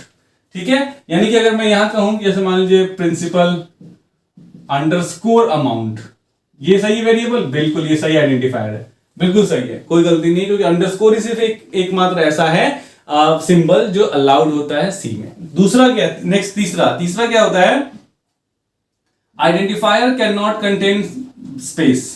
Identifier can not contain space, यानी कि आप वेरिएबल के नाम के बीच में जो है वो स्पेस नहीं दे सकते हैं। फॉर एग्जाम्पल अगर आप लिखते हैं इंटीजर टाइप का प्रिंसिपल अमाउंट, प्रिन AMT इक्वल टू 5000, तो ये गलत हो जाएगा। क्यों गलत हो जाएगा? क्योंकि आपने प्रिंट और एएमटी के बीच में स्पेस दे दिया है और स्पेस अलाउड नहीं होता है। ठीक है, गॉट इट? स्पेस अलाउड नहीं होता है। तो आपको क्या करना पड़ेगा, इसको अगर ये गलत है सही करने के लिए अंडरस्कोर डाल दीजिए, प्रिंट अंडरस्कोर अमाउंट, सही हो गया। ठीक है, तो रूल नंबर 3 क्या कहता है कि it can not contain space.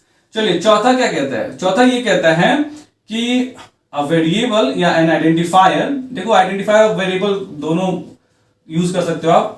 Identifier बहुत बड़ा सेट हो गया और जो हमारा वेरिएबल है वो सबसेट हो गया।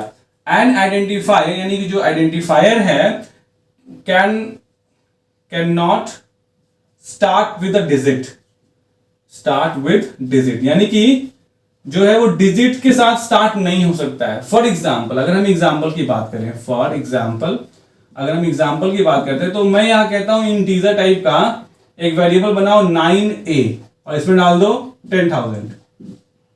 तो ये गलत है। क्यों गलत है? क्योंकि देखो डिजिट आप यूज कर सकते हो, ठीक है, आइडेंटिफायर में आप डिजिट यूज कर सकते हो, लेकिन स्टार्टिंग में यूज नहीं कर सकते हो। इसके बाद यूज करो ना, जैसे आप अगर बनाना चाहते हो इंटीजर टाइप का A9 नाम का वेरिएबल, इसमें 10,000 डालो, ये बिल्कुल सही है, इसमें कोई दिक्कत नहीं है, बिल्कुल सही है ये। क्यों? क्योंकि फर्स्ट से भी कहता है कि identifier can not start with, यानी कि स्टार्ट नहीं हो सकता। तो जब स्टार्ट नहीं हो सकता मतलब सिर्फ शुरुआत में नहीं हो सकता है डिजिट, बाकी किसी भी पोजीशन पे हो सकता है। ठीक है, और पांचवा जो और लास्ट हमारा रूल है वो ये रूल ये कहता है कि identifiers are case sensitive. Identifiers जो होते हैं वो क्या होते हैं? आइडेंटिफायर्स आर केस सेंसिटिव, यानी आइडेंटिफायर्स हमारे जो होते हैं वो केस सेंसिटिव होते हैं। इसका मतलब क्या हुआ कि फॉर एग्जांपल, देखो हर चीज का एग्जांपल देना जरूरी है, एग्जाम में भी अगर आप लिख के आएंगे तो बड़ा अच्छा इंपैक्ट पड़ेगा, फुल मार्क्स आएंगे। एग्जांपल में क्या कहता है कि मैं कहता हूं इंटीजर टाइप का a, अगले लाइन लिखता हूं a = 5। ये गलत है, ये एरर देगा। क्यों एरर देगा बच्चा?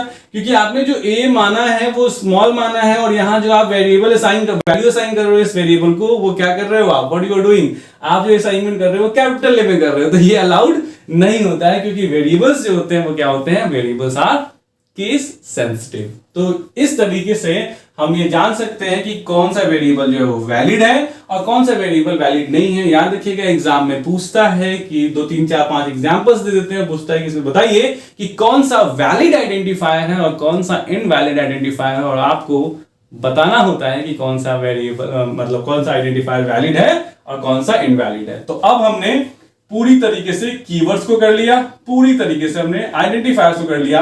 अब हमारा तीसरा आता है, the third is what? Literals. Literals देखिए, अभी हमने वेरिएबल जो है वो पढ़ा ना, वेरिएबल से मिलता जुलता ही लिटरल है। यहां पे थोड़ा सा वेरिएबल को थोड़ा सा और मैं एक्सप्लेन कर रहा हूं, समझिएगा कि variable is one that stores some value, यानी वेरिएबल वो होता है। पहले तो इसकी स्क्रीनशॉट ले लीजिए, बहुत लोग बोलते हैं सर हट जाएगी, स्क्रीनशॉट लेना होता है या लिखना होता है, तो पॉज करके लिख लीजिए। चलिए अब आते हैं, वेरिएबल और कांस्टेंट्स आपस में जुड़े हुए हैं, इसीलिए मैं आपको यहीं पे समझा रहा हूं थोड़ा सा, उसके बाद मिटा के डेफिनेशन भी लिखूंगा, डोंट वरी। वेरिएबल्स के बारे में मैंने कहा कि वेरिएबल इज वन, यानी वेरिएबल वो है दैट स्टोर्स सम वैल्यू, जो कोई खास मतलब कुछ खास वैल्यू, कोई भी वैल्यू स्टोर करता है। एक चीज इसके बारे में आप और लिख सकते हैं, वो ये लिख सकते हैं कि variable store some value and its value, और इसकी जो वैल्यू होती है, ठीक है, इट्स वैल्यू यानी इसकी वैल्यू जो है कैन बी चेंज, यानी क्या कहता है? Can be change at any point of time, at any point of time. इसका मतलब क्या होता है कि वेरिएबल जो होता है वो होता है जो किसी वैल्यू को स्टोर करता है, और इसकी वैल्यू हम किसी भी पॉइंट ऑफ टाइम पे चेंज कर सकते हैं। जैसे अगर मान लीजिए फॉर एग्जांपल अगर हम बात करें, हमने कहा इंटीजर टाइप का a और यहां पे हमने लिखा a = 5, तो यानी कि इंटीजर a लिखा तो एक a नाम का मेमोरी बना, अगले लाइन में a = 5 से 5 चला गया। अब अगर मैं चाहूं तो ठीक इसके नीचे = 10 लिख सकता हूं, तो ये 5 हट जाएगा, खत्म, ठीक है, यहां क्या आ जाएगा? 10 आ जाएगा। इसका मतलब क्या हुआ कि जब हम कोई भी वेरिएबल डिक्लेयर करते हैं तो वेरिएबल डिक्लेयर करते समय हम जो है जो भी चीज वेरिएबल बनाते हैं उसमें हम चाहें तो value bar bar 1000 times, lakhs of times, crores of times, जितनी बार हम चाहें उसके वैल्यूज को अपडेट कर सकते हैं, चेंज कर सकते हैं। ठीक है, we can change the value of the variable n number of times. ये हो गया वेरिएबल। इसी से ठीक उल्टा आता है क्या? लिटरल्स। अगर आप कोई एक ऐसा वेरिएबल चाहते हैं, ध्यान दीजिएगा, अगर आप कोई एक ऐसा वेरिएबल चाहते हैं जिसकी वैल्यूज कभी चेंज ही ना हो सके, आप एक ऐसा वेरिएबल चाहते हैं जिसकी वैल्यू एक बार अगर आपने 5 डाल दिया तो अगली बार 10 डालो तो एरर आ जाए, नहीं भैया यू कैन नॉट चेंज, तो दैट टाइम वो वेरिएबल नहीं कहला के क्या कहलाएगा, लिटरल्स, या लिटरल्स को हम लोग क्या कहते हैं, कांस्टेंट्स कहते हैं। What we tell it as constant. Got it. तो अब जो है हमने टोकन्स के अंदर कीवर्ड पढ़ लिया, आइडेंटिफायर्स पढ़ लिया, और हम जो पढ़ने जा रहे हैं वो क्या पढ़ने जा रहे हैं, the third one is what, literals, या इसी को हम लोग क्या कहते हैं, we tell it as what, constants. तो let's go for the third thing, constant. ठीक है, तो कांस्टेंट का कॉन्सेप्ट तो आपको समझ में आएंगे कि कांस्टेंट्स क्या होते हैं। तो कांस्टेंट्स आर फिक्स्ड वैल्यूज, यानी ये फिक्स वैल्यू होते हैं, ठीक है, जिसके वैल्यू को हम चेंज नहीं कर सकते हैं। Constants are what, fixed values जिससे हम चेंज नहीं कर सकते हैं। जैसे फॉर एग्जांपल, अगर एग्जांपल की बात करें तो बताइए, एक सबसे अच्छा एग्जांपल है जैसे पाई। पाई क्या है हमारा, पाई की वैल्यू हमेशा फिक्स होनी चाहिए, इट्स वैल्यू ऑलवेज बी 3.14। क्या आप चाहते हैं कि प्रोग्रामिंग करते समय कोई भी एक ऐसा इंस्टेंस आए जिस इंस्टेंस में क्या किया जाए कि उस इंस्टेंस में जो है वो चेंज कर दिया जाए पाई की वैल्यू को? तो नहीं, ऐसा बिल्कुल नहीं। तो आप पाई को क्या बनाएंगे, वेरिएबल बनाएंगे? नहीं, आप पाई को समय क्या बनाएंगे, you will make pi as a constant, that is literal. तो जो हमारा सी सेक्शन है वो है लिटरल, या इसी को हम लोग क्या कहते हैं, कांस्टेंट्स कहते हैं। ठीक है, दोनों में से कोई भी वर्ड आप यूज कर सकते हैं। ठीक है, तो यहां पे लिखते हैं constants are fixed values. Constants are fixed values, यानी कांस्टेंट्स जो होते हैं वो क्या होते हैं, फिक्स्ड वैल्यूज होते हैं, हुज वैल्यू, जिसकी वैल्यू को, whose value can not be changed, whose values can not be changed during the execution of the program. अब ये क्या टर्म लिखा मैंने, during execution of the program, during execution of the program, यानी कि जिस प्रोग्राम के एग्जीक्यूशन के दरमियान हम जिसकी वैल्यू को चेंज नहीं कर सकते हैं। ये क्या लिखा है मैंने, देखिए, जब हम वेरिएबल बना रहे हैं, जब हम यहां लिख रहे होते हैं, जैसे अभी चलिए एक चीज और लिख देते हैं तो फिर समझा देंगे। वी यूज कॉन्स्ट कीवर्ड, यानी हम किसका यूज करते हैं, CONST, कॉन्स्ट कीवर्ड को यूज करते हैं, कॉन्स्ट कीवर्ड टू डिफाइन या डिक्लेयर अ कांस्टेंट, यानी कांस्टेंट को डिफाइन डिक्लेयर करने के लिए हम कॉन्स्ट कीवर्ड को यूज करते हैं। देखिए फॉर एग्जांपल, मैं यहां क्या कहता हूं, इंटीजर टाइप का a लिखता हूं, a इक्वल टू 5 करता हूं, सही है, a इक्वल टू 10 लिखता हूं, ये भी सही है। तो मतलब ये है नॉर्मल वेरिएबल। ठीक है, तो यहां पे देखिए, जब हम कोडिंग कर रहे हैं तो उस समय हम 5 लिख दे रहे हैं, उस समय हम 10 लिख दे रहे हैं, सही है। लेकिन अगर यही चीज हम इंटीजर टाइप का a लिखे हैं और इसमें हमने यहां 5 डाला है और यहां पे हमने लगा दिया CONST, कौन सा कीवर्ड लगा दिया हमने, कॉन्स्ट कीवर्ड लगा दिया, तो अब ये एक नॉर्मल वेरिएबल नहीं हो गया, कॉन्स्ट कीवर्ड की वजह से ये एक इंटीजर टाइप का कांस्टेंट हो गया। तो अगर कांस्टेंट का हम टाइप्स की बात करें तो अगर इंट के साथ लगा दीजिएगा तो इंटीजर टाइप हो जाएगा, फ्लोट के साथ लगा दीजिएगा तो डेसिमल टाइप हो जाएगा, कैर के साथ लगा दीजिएगा तो कैरेक्टर कांस्टेंट हो जाएगा, बहुत सारी चीजें है ना। तो इंटीजर कांस्टेंट जो इंटीजर वैल्यू स्टोर करता है, डेसिमल कांस्टेंट जो फ्लोट वैल्यू स्टोर करता है, कैरेक्टर कांस्टेंट जो कैर वैल्यू स्टोर करता है, सिंपल है ना। तो कॉन्स्ट A5, अब क्या हुआ, यहां पे आपने एक a नाम का वेरिएबल बनाया और इसको कितना पे सेट कर दिया है, तो आपने इसको सेट कर दिया है 5 पे। अब जब आपने इसको 5 पे सेट कर दिया है, अब ये जब प्रोग्राम रन होगा, क्योंकि यहां पे आपने 5 लिखा, यहां पे आप 10 लिख दीजिए, यहीं पे 10 लिख दीजिए, तो यानी जब प्रोग्राम आप लिख रहे हैं, प्रोग्राम कर लिखते समय, उस समय तो आप इसकी वैल्यू तो चेंज कर ही सकते हैं ना। लेकिन जब ये प्रोग्राम रन होगा और एक बार प्रोग्राम रनिंग मोड में आ गया, तो किसी भी तरीके से आप जैसे ही आप जो है वो a की वैल्यू को चेंज करना शुरू कीजिएगा या करने की कोशिश भी कीजिएगा, आपको एरर शो कर देगा, बोलेगा कांस्टेंट वैल्यूज को आप अपडेट नहीं कर सकते, you can not change constants. ठीक है, और इसका सबसे अच्छा एग्जांपल जो आपके दिमाग में बिल्कुल सेट हो जाए तो ये डालिए, फ्लॉट पाई इक्वल टू 3.14, ये नॉर्मल वेरिएबल हो गया। इसी को क्या बना दीजिए, अगर इसको आपको कांस्टेंट बनाना है तो कौन सा कीवर्ड लगा दीजिएगा, कांस्टेंट, CONST, सारा स्मॉल है। तो फ्लॉट नाम का एक कांस्टेंट वेरिएबल बना, इसका नाम पाई है, जिसमें 3.14 है। अब इसकी वैल्यू किसी भी कीमत पे जब प्रोग्राम रन कर रहा होगा चेंज नहीं होगी, क्योंकि यहां पे तो लिख ही सकते हैं ना, 3.14 के बदले जो लिखना है वो लिख दीजिए, राइट। तो दिस इज व्हाट, इसी को हम लोग लिटरल्स कहते हैं या कांस्टेंट्स कहते हैं। हमने तीसरा भी पढ़ लिया। ओके, नाउ जो चौथा है हमारा उसको हम लोग कहते हैं पंचुएटर्स या सेपरेटर्स। तो चलिए उसको भी हम कर लेते हैं। D is what? Punctuator slash separator. ये क्या होता है? देखो नाम ही है, सेपरेटर नाम से तो क्लियर हो जाएगा, सेपरेट करने वाला। पंचुएटर नाम से भी क्लियर होगा, पंचुएशन मार्क्स। इंग्लिश में हमने पंचुएशन मार्क्स पढ़े, हिंदी में भी हमने पंचुएशन मार्क्स पढ़े, जैसे comma, full stop, single quotes, double quotes, bracket open, bracket close, ये सब क्या होते हैं? पंचुएशन मार्क्स होते हैं। तो वही सेम चीज यहां पे भी क्या कहलाता है? पंचुएटर्स कहलाता है। ठीक है, तो अगर इसका हम डेफिनेशन दें तो हम क्या लिख सकते हैं? Punctuator slash separator, punctuators slash separators are used to, यानी इनका यूज किया जाता है सेपरेट, क्या करने के लिए? सेपरेट करने के लिए one program element with another, one program element with another, यानी एक प्रोग्राम एलिमेंट को दूसरे प्रोग्राम एलिमेंट से क्या करने के लिए? विद अदर, विद अदर, दूसरे प्रोग्राम एलिमेंट से अलग करने के लिए हम किसका यूज करते हैं? पंचुएटर्स का या सेपरेटर्स का। यानी हम ये कह सकते हैं कि एक टोकन को दूसरे टोकन से अलग करने के लिए, इफ वी वांट टू क्या कह सकते हैं उसको? अलग करना है। हमें क्या अलग करना है? कि एक एलिमेंट को दूसरे एलिमेंट से अलग करना है। किसी भी, किसको? किसी भी प्रोग्राम एलिमेंट को, या यूं कह लीजिए किसी भी टोकन को, यानी एक टोकन को दूसरे टोकन से अलग करना है। जैसे यहां देखिए, यहीं पे देखिए एग्जांपल, ये पहली लाइन थी, पहली लाइन और दूसरी लाइन में क्या डिफरेंस है? सेमीकोलन, यानी कि सेमीकोलन ने क्या किया? इस पूरी एक लाइन को इस दूसरी लाइन से डिफरेंशिएट किया। This is called what?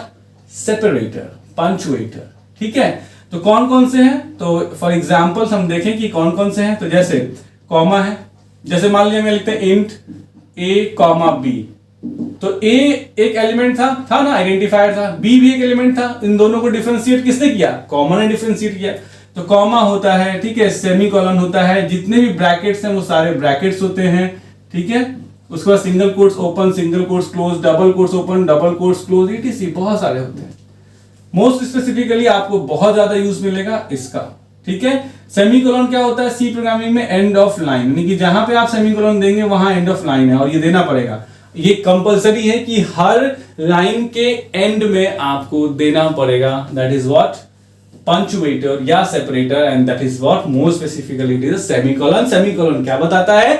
कि वो लाइन खत्म हो चुकी है, that line has been ended, right? So this is what? This is literals, constants, और उसके बाद पंचुएटर्स एंड सेपरेटर्स। ये भी खत्म हो गया हमारा।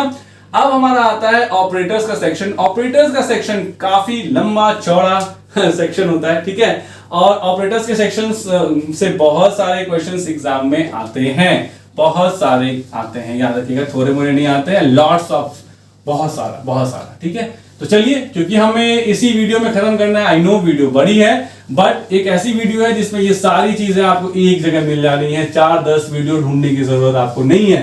तो आई होप ये वीडियो इन्फॉर्मेटिव है, और प्लीज अगर अच्छी लग रही होगी तो बिना लाइक किए हुए, बिना कमेंट किए हुए, अपना प्यार दिखाए हुए मत जाइएगा, क्योंकि एक एक वीडियो को बनाने में इतनी एफर्ट लगती है, आप समझ रहे हैं। मैं लगातार इतनी देर से बोल रहा हूँ, आपको समझा रहा हूँ, है ना, तो थोड़ा सा आपका भी ये बनता है कि अगर बुरा लगे तो ऑब्वियसली यू कैन से कि सर ये चीज आप इंप्रूव कीजिए, ये चीज इंप्रूव कीजिए। I will definitely do that from the next time, but if you like it really, आपको आपका इतना फर्ज बनता है कैन से कि आप जो है वो जरूर इसको लाइक करते हैं। Okay, so now let's move to the next section. और हमने टोकन्स में कीवर्ड कर लिया है ना, आइडेंटिफायर्स कर लिया, लिटरल्स, कांस्टेंट्स कर लिया, पंचुएटर्स, सेपरेटर्स कर लिया, और हम जो करने जा रहे हैं वो क्या है? हमारा ऑपरेटर्स है। ठीक है, बहुत बड़ा टॉपिक है ऑपरेटर, छोटा मोटा टॉपिक नहीं है, लेकिन मैं इसको बहुत क्रिस्प यानी बहुत ही कोशिश करूंगा कि कम से कम समय में और ज्यादा से ज्यादा जानकारी देते हुए आपको बता दूं। ठीक है, अब हम आते हैं ऑपरेटर्स क्या होते हैं। देखिए, ऑपरेटर्स क्या होते हैं? ऑपरेटर्स वो हैं जो किसी खास तरह के ऑपरेशन को परफॉर्म करते हैं। ऑपरेटर्स आर दोज, यानी ऑपरेटर्स वो होते हैं, operators are those that perform, यानी जो क्या करते हैं? परफॉर्म करते हैं some specific operation, some specific operation, यानी कि ऑपरेटर वो होते हैं जो किसी खास तरह के ऑपरेशन को परफॉर्म करते हैं। जैसे a प्लस बी में प्लस क्या है? ऑपरेटर है ना, तो क्या कर रहा है? एडिशन कर रहा है, तो किसी खास तरह का काम कर रहा है। हाँ जी, बिल्कुल कर रहा है, तो that is what? An operator. Operator वो होते हैं जो किसी खास तरह के ऑपरेशन को क्या करते हैं, परफॉर्म करते हैं। अब ऑपरेटर पढ़ लिया हमने। ऑपरेटर जो होता है वो बेसिकली अगर टाइप्स कहिएगा तो इसको ब्रॉडली जो है यानी operators are broadly categorized into category. Operators की अगर हम बात करें तो जो है वो कितने तरीके से, तो सबसे पहले हम लोग कहते हैं यूनरी ऑपरेटर, दो ही पार्ट में बांटा गया, ठीक है, यूनरी ऑपरेटर, ठीक है। दूसरा होता है बाइनरी ऑपरेटर, ये दो टाइप में बांटा गया है, ठीक है, यूनरी और बाइनरी।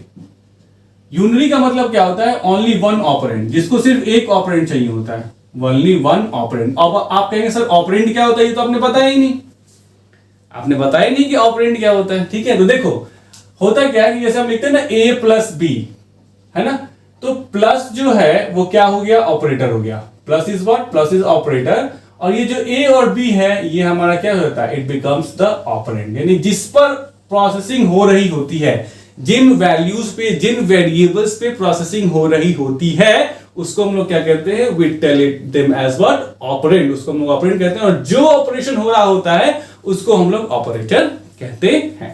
तो यूनरी ऑपरेटर सिर्फ इसमें एक ऑपरेंड होता है, जैसे कि प्लस ए, तो इस ऑपरेटर के पास सिर्फ एक है ना operand, that is unary. Minus A, इस ऑपरेटर के पास सिर्फ एक ही है ना, तो ये प्लस, यानी यूनरी प्लस और यूनरी माइनस, बस यही दोनों आते हैं यूनरी ऑपरेटर के अंदर, रख लीजिएगा, यूनरी प्लस यूनरी माइनस। ये प्लस तो दोनों दो ऑपरेंड को भी कर रहा है ना, ठीक है, गॉट इट। तो यूनरी प्लस 5 को प्लस 5 लिख सकते हैं ना, कोई फर्क नहीं पड़ा, ठीक है। लेकिन माइनस लगाने से वो चेंज हो जाता है, अगर प्लस 5 होगा तो माइनस 5 होगा, और माइनस 5 हो गया तो प्लस 5 हो जाएगा। तो ये यूनरी प्लस दो ही होते हैं इसके अंदर, एक यूनरी प्लस और एक यूनरी माइनस, याद करिएगा। बाइनरी ऑपरेटर जो होते हैं इसमें जो है वो दो होते हैं बेसिकली, टू ऑपरेंड्स, टू और मोर भी कह सकते हैं, लेकिन अगर आपको कोई बोले तो आप बेसिकली बाइनरी का मतलब बिन मतलब टू होता है, इसलिए टू ऑपरेंड्स कहिएगा। जैसे ये बाइनरी a प्लस बी, ठीक है। तो बाइनरी में दो भी और दो से ज्यादा भी, लीजिए मैं लिख ही देता हूं, टू और मोर ऑपरेंड्स। तो जितने भी बाकी सारे ऑपरेटर्स हैं वो किसके अंदर फॉल करते हैं, बाइनरी ऑपरेटर, यानी यूनरी प्लस और यूनरी माइनस को छोड़ के जितने भी सारे ऑपरेटर्स हैं वो किसके अंदर लाई करते हैं, they lies in the binary operator section. अब ऑपरेटर्स जो है वो टाइप्स क्या क्या है, देखिए ऑपरेटर्स के क्या क्या टाइप्स हैं, ये तो ब्रॉड कैटेगराइजेशन था ना। अब रियल में अगर हम आते हैं तो सबसे पहले वाले ऑपरेटर को कहते हैं अरिथमेटिक ऑपरेटर।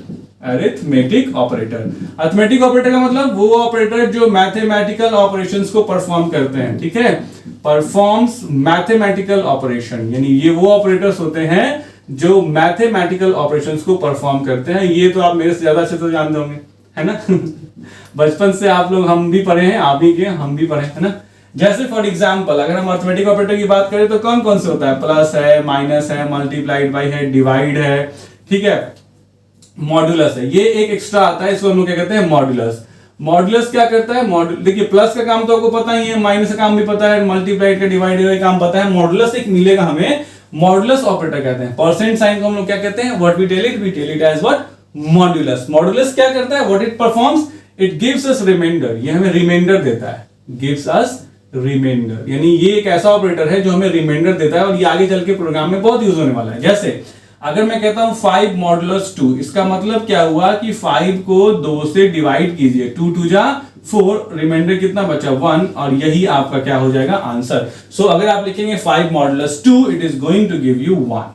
बाकी 2 + 3 5 होता है, 3 में से 2 घटाइएगा तो 1 होता है, 2 × 3 6 होता है, और 4/2 4 डिवाइड बाई 2 होता है। ये आपको मेरे से ज्यादा अच्छे से पता है ना। चलिए, तो हमने पढ़ लिया अरिथमेटिक ऑपरेटर। जो दूसरा हमारा ऑपरेटर होता है उसको हम लोग कहते हैं रिलेशनल ऑपरेटर। रिलेशनल ऑपरेटर मतलब रिलेशन, है ना, संबंध, रिलेशनल ऑपरेटर।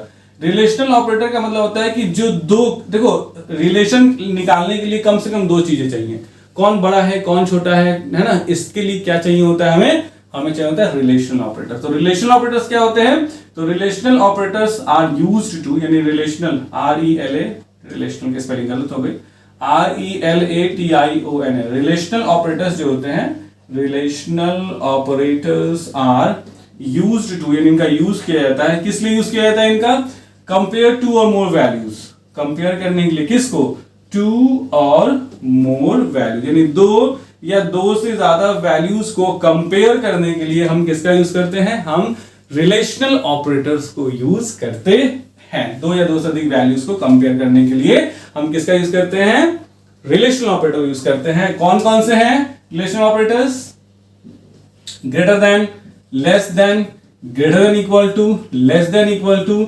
देखिए इक्वल टू का साइन यहां डबल इक्वल टू होता है, याद रखिएगा इक्वल टू का साइन क्या होता है, डबल इक्वल टू होता है, ठीक है। फिर ये क्या है, नॉट इक्वल टू, ईटीसी, ऐसे ही। तो ये आपको जो याद रखना है वो ये बात याद रखनी है कि डबल इक्वल टू का साइन जो होता है वो होता है equality operator, single equal to नहीं, सिंगल इक्वल टू कुछ और बन जाता है, इसको हम लोग क्या कहते हैं, we tell it as what, equality operator. और आपको जो ध्यान रखने वाली एक बात है वो ये बात है कि रिलेशनल ऑपरेटर हमेशा आपको 2 ही आंसर देता है, it always gives you either true, ये आपको या तो क्या देगा, ट्रू देगा, और otherwise it will give you what, false, ये आपको फॉल्स देगा, या तो ये ट्रू देगा या तो ये फॉल्स देगा, इसके अलावा दूसरा कोई चीज नहीं देगा। फॉर एग्जांपल हम लिखते हैं 5 इज ग्रेटर देन 6, क्या रिटर्न करेगा, ऑब्वियसली 5 बड़ा है 6 से, नहीं भैया, तो ये क्या रिटर्न करेगा, फॉल्स रिटर्न करेगा। 5 इज इक्वल टू 6, नहीं, ये क्या रिटर्न करेगा, ये भी फॉल्स रिटर्न करेगा, 5 और 6 बराबर नहीं है। फिर ये 5 इज लेस देन 6, यस बिल्कुल सही है, ये ट्रू रिटर्न करेगा। तो इसका मतलब क्या हुआ कि किसी भी केस में जो रिलेशनल ऑपरेटर्स होते हैं वो या तो ट्रू रिटर्न करते हैं या तो फॉल्स रिटर्न करते हैं। तो हमने पढ़ लिया ऑपरेटर्स क्या होते हैं, ऑपरेटर्स जो होते हैं वो कुछ खास ऑपरेशंस को परफॉर्म करते हैं। पहला जो ऑपरेटर है वो है हमारा अरिथमेटिक ऑपरेटर, जो मैथमेटिकल कैलकुलेशन के लिए यूज किया जाता है, राइट। और दूसरा जो होता है वो क्या होता है, रिलेशनल ऑपरेटर, जो 2 वैल्यूज को या 2 से अधिक वैल्यूज को आपस में कंपेयर करने के लिए यूज किया जाता है, ये हमने पढ़ लिया, right. So now next type, third type. तो चलिए थर्ड है हमारा, ऑपरेटर्स बहुत सारे हैं हमारे पास, सी में बहुत सारे ऑपरेटर्स हैं, ठीक है। So we have to go through all of them. तीसरा जो होता है, जैसे मैंने आपको बताया, तीसरा इसी से रिलेट कर देता हूं, मैंने आपको बताया नहीं, डबल इक्वल टू इक्वालिटी के लिए यूज करते हैं। तो सिंगल इक्वल टू किसके लिए यूज करते हैं, सिंगल इक्वल टू जो यूज करते हैं वो हम यूज करते हैं असाइनमेंट के लिए, वैल्यू के असाइनमेंट के लिए, यानी कि एक वैल्यू को दूसरे में असाइन करने के लिए, वैल्यू असाइनमेंट के लिए हम असाइनमेंट ऑपरेटर यूज करते हैं। तो चलिए हम पढ़ रहे हैं, क्या पढ़ रहे हैं हम जो पढ़ रहे हैं ऑपरेटर्स पढ़ रहे हैं, ठीक है। और ऑपरेटर्स के अंदर सबसे पहला जो हमने ऑपरेटर पढ़ा वो पढ़ लिया अरिथमेटिक ऑपरेटर, अरिथमेटिक ऑपरेटर, ठीक है। दूसरा भी हमने पढ़ लिया, दूसरा वाला कौन सा है, relational operator, second one is what, relational operator. अब हम जो तीसरा पढ़ने जा रहे हैं that is assignment operator, assignment operator. Assignment operator क्या होता है, तो असाइनमेंट ऑपरेटर वो होता है जो वैल्यू को असाइन करता है, ठीक है। तो चलिए सी है, सी हमारा क्या है, असाइनमेंट ऑपरेटर। अब असाइनमेंट ऑपरेटर क्या होता है, व्हाट आर असाइनमेंट ऑपरेटर, तो assignment operator is used to, यानी असाइनमेंट ऑपरेटर का यूज किया जाता है, assignment operator is used to, यानी इसका यूज किया जाता है असाइन वैल्यूज, यानी क्या करने के लिए, वैल्यूज को असाइन करने के लिए। फॉर एग्जाम्पल असाइनमेंट ऑपरेटर, ये एक इक्वल टू जो साइन होता है उसको हम लोग क्या कहते हैं, we tell it as what, assignment operator. जो एक इक्वल टू का साइन है वो क्या कहलाता है, असाइनमेंट ऑपरेटर कहलाता है। फॉर एग्जाम्पल अगर हम एग्जाम्पल की बात करें तो जैसे मैं लिखता हूं ना, यहाँ पे देखिए इंटीजर टाइप का ए लिया और ए इक्वल टू 5 लिया, तो यानी कि ये जो एक ए नाम का वेरिएबल बना उसमें मैं 5 डाल रहा हूं, यानी कि 5 को मैं असाइन कर रहा हूं किसमें, ए में, 5 को मैं असाइन कर रहा हूं किसमें, ए में, तो यानी कि ये 5 चला गया, तो this is called what, assignment operator. इसी चीज को हम लोग क्या कहते हैं, we tell it as what, assignment operator. जो एक वैल्यू मतलब, और हमेशा देखिएगा राइट टू लेफ्ट होता है, क्या होता है, राइट टू लेफ्ट। असाइनमेंट हमेशा क्या होती है, राइट टू लेफ्ट होती है, यानी राइट साइड से, ठीक है, किस साइड की तरफ जाती है, लेफ्ट साइड की तरफ जाती है। It always go from right side to left side. जैसे मैं लिखता हूं a इक्वल टू बी, इसका मतलब क्या हुआ कि b की जो वैल्यू है वो कहां आएगी, a में आएगी, गॉट इट। जैसे मैं लिखता हूं a equal to a plus 1, यानी कि a की वैल्यू जो भी थी, जैसे मान लीजिए a में 5 था, तो a की वैल्यू को 1 से बढ़ाओ, तो 5, और a की वैल्यू 5 है ना, तो 5 प्लस कितना हो गया, 6, तो a में 6 डाल दो, यानी कि a की वैल्यू को 1 से बढ़ा के a में ही डाल दो, a की वैल्यू को 1 से बढ़ाकर a में ही डाल दो, ठीक है। तो 5 और 1 क्या हो जाएगा, 6, तो a की वैल्यू 6 हो जाएगी, इस तरीके से। तो अगर हम चाहे तो असाइन कर सकते हैं। असाइनमेंट ऑपरेटर के अंदर ही एक चीज पढ़नी होती है, that is short hand assignment operator. That is what? Short hand assignment operator. Short hand assignment operator क्या होता है ये भी जान लीजिए। शॉर्ट हैंड असाइनमेंट ऑपरेटर का मतलब हुआ शॉर्ट हैंड। शॉर्ट हैंड मतलब जल्दी में।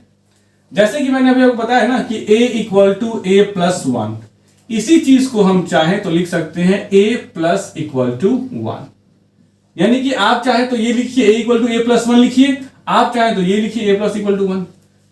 यानी कि शॉर्टकट में आप ऐसे लिख सकते हैं। इसी को हम लोग कहते हैं short hand assignment operator. Plus equal to, minus equal to, multiplied equal to, divide equal to, ये सब क्या है? These are all short hand assignment operator. इन सबको हम लोग शॉर्ट हैंड असाइन, जैसे कि मैं लिखता हूं a equal to a plus b, मान लीजिए मुझे ये लिखना है तो इसको शॉर्टकट में मैं क्या लिखूंगा? a plus equal to b. ठीक है, मुझे लिखना है a equal to a plus 5, मैं क्या लिखूंगा इसको? a plus equal to what? 5। ठीक है, मुझे लिखना है a equal to a multiplied by x, मैं यहां क्या लिखूंगा? a multiply equal to x.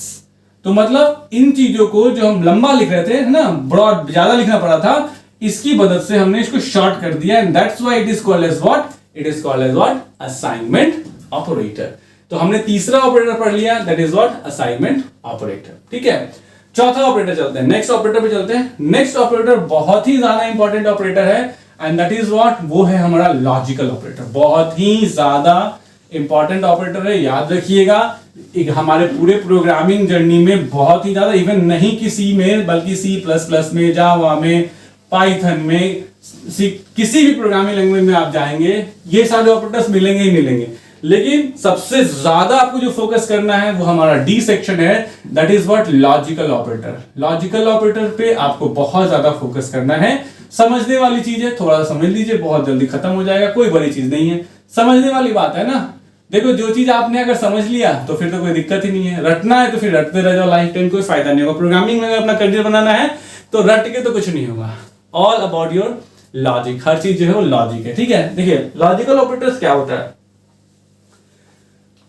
Logical operators are used to, यानी कि लॉजिकल ऑपरेटर्स का जो यूज करते हैं, logical operators are used to combine multiple conditions together.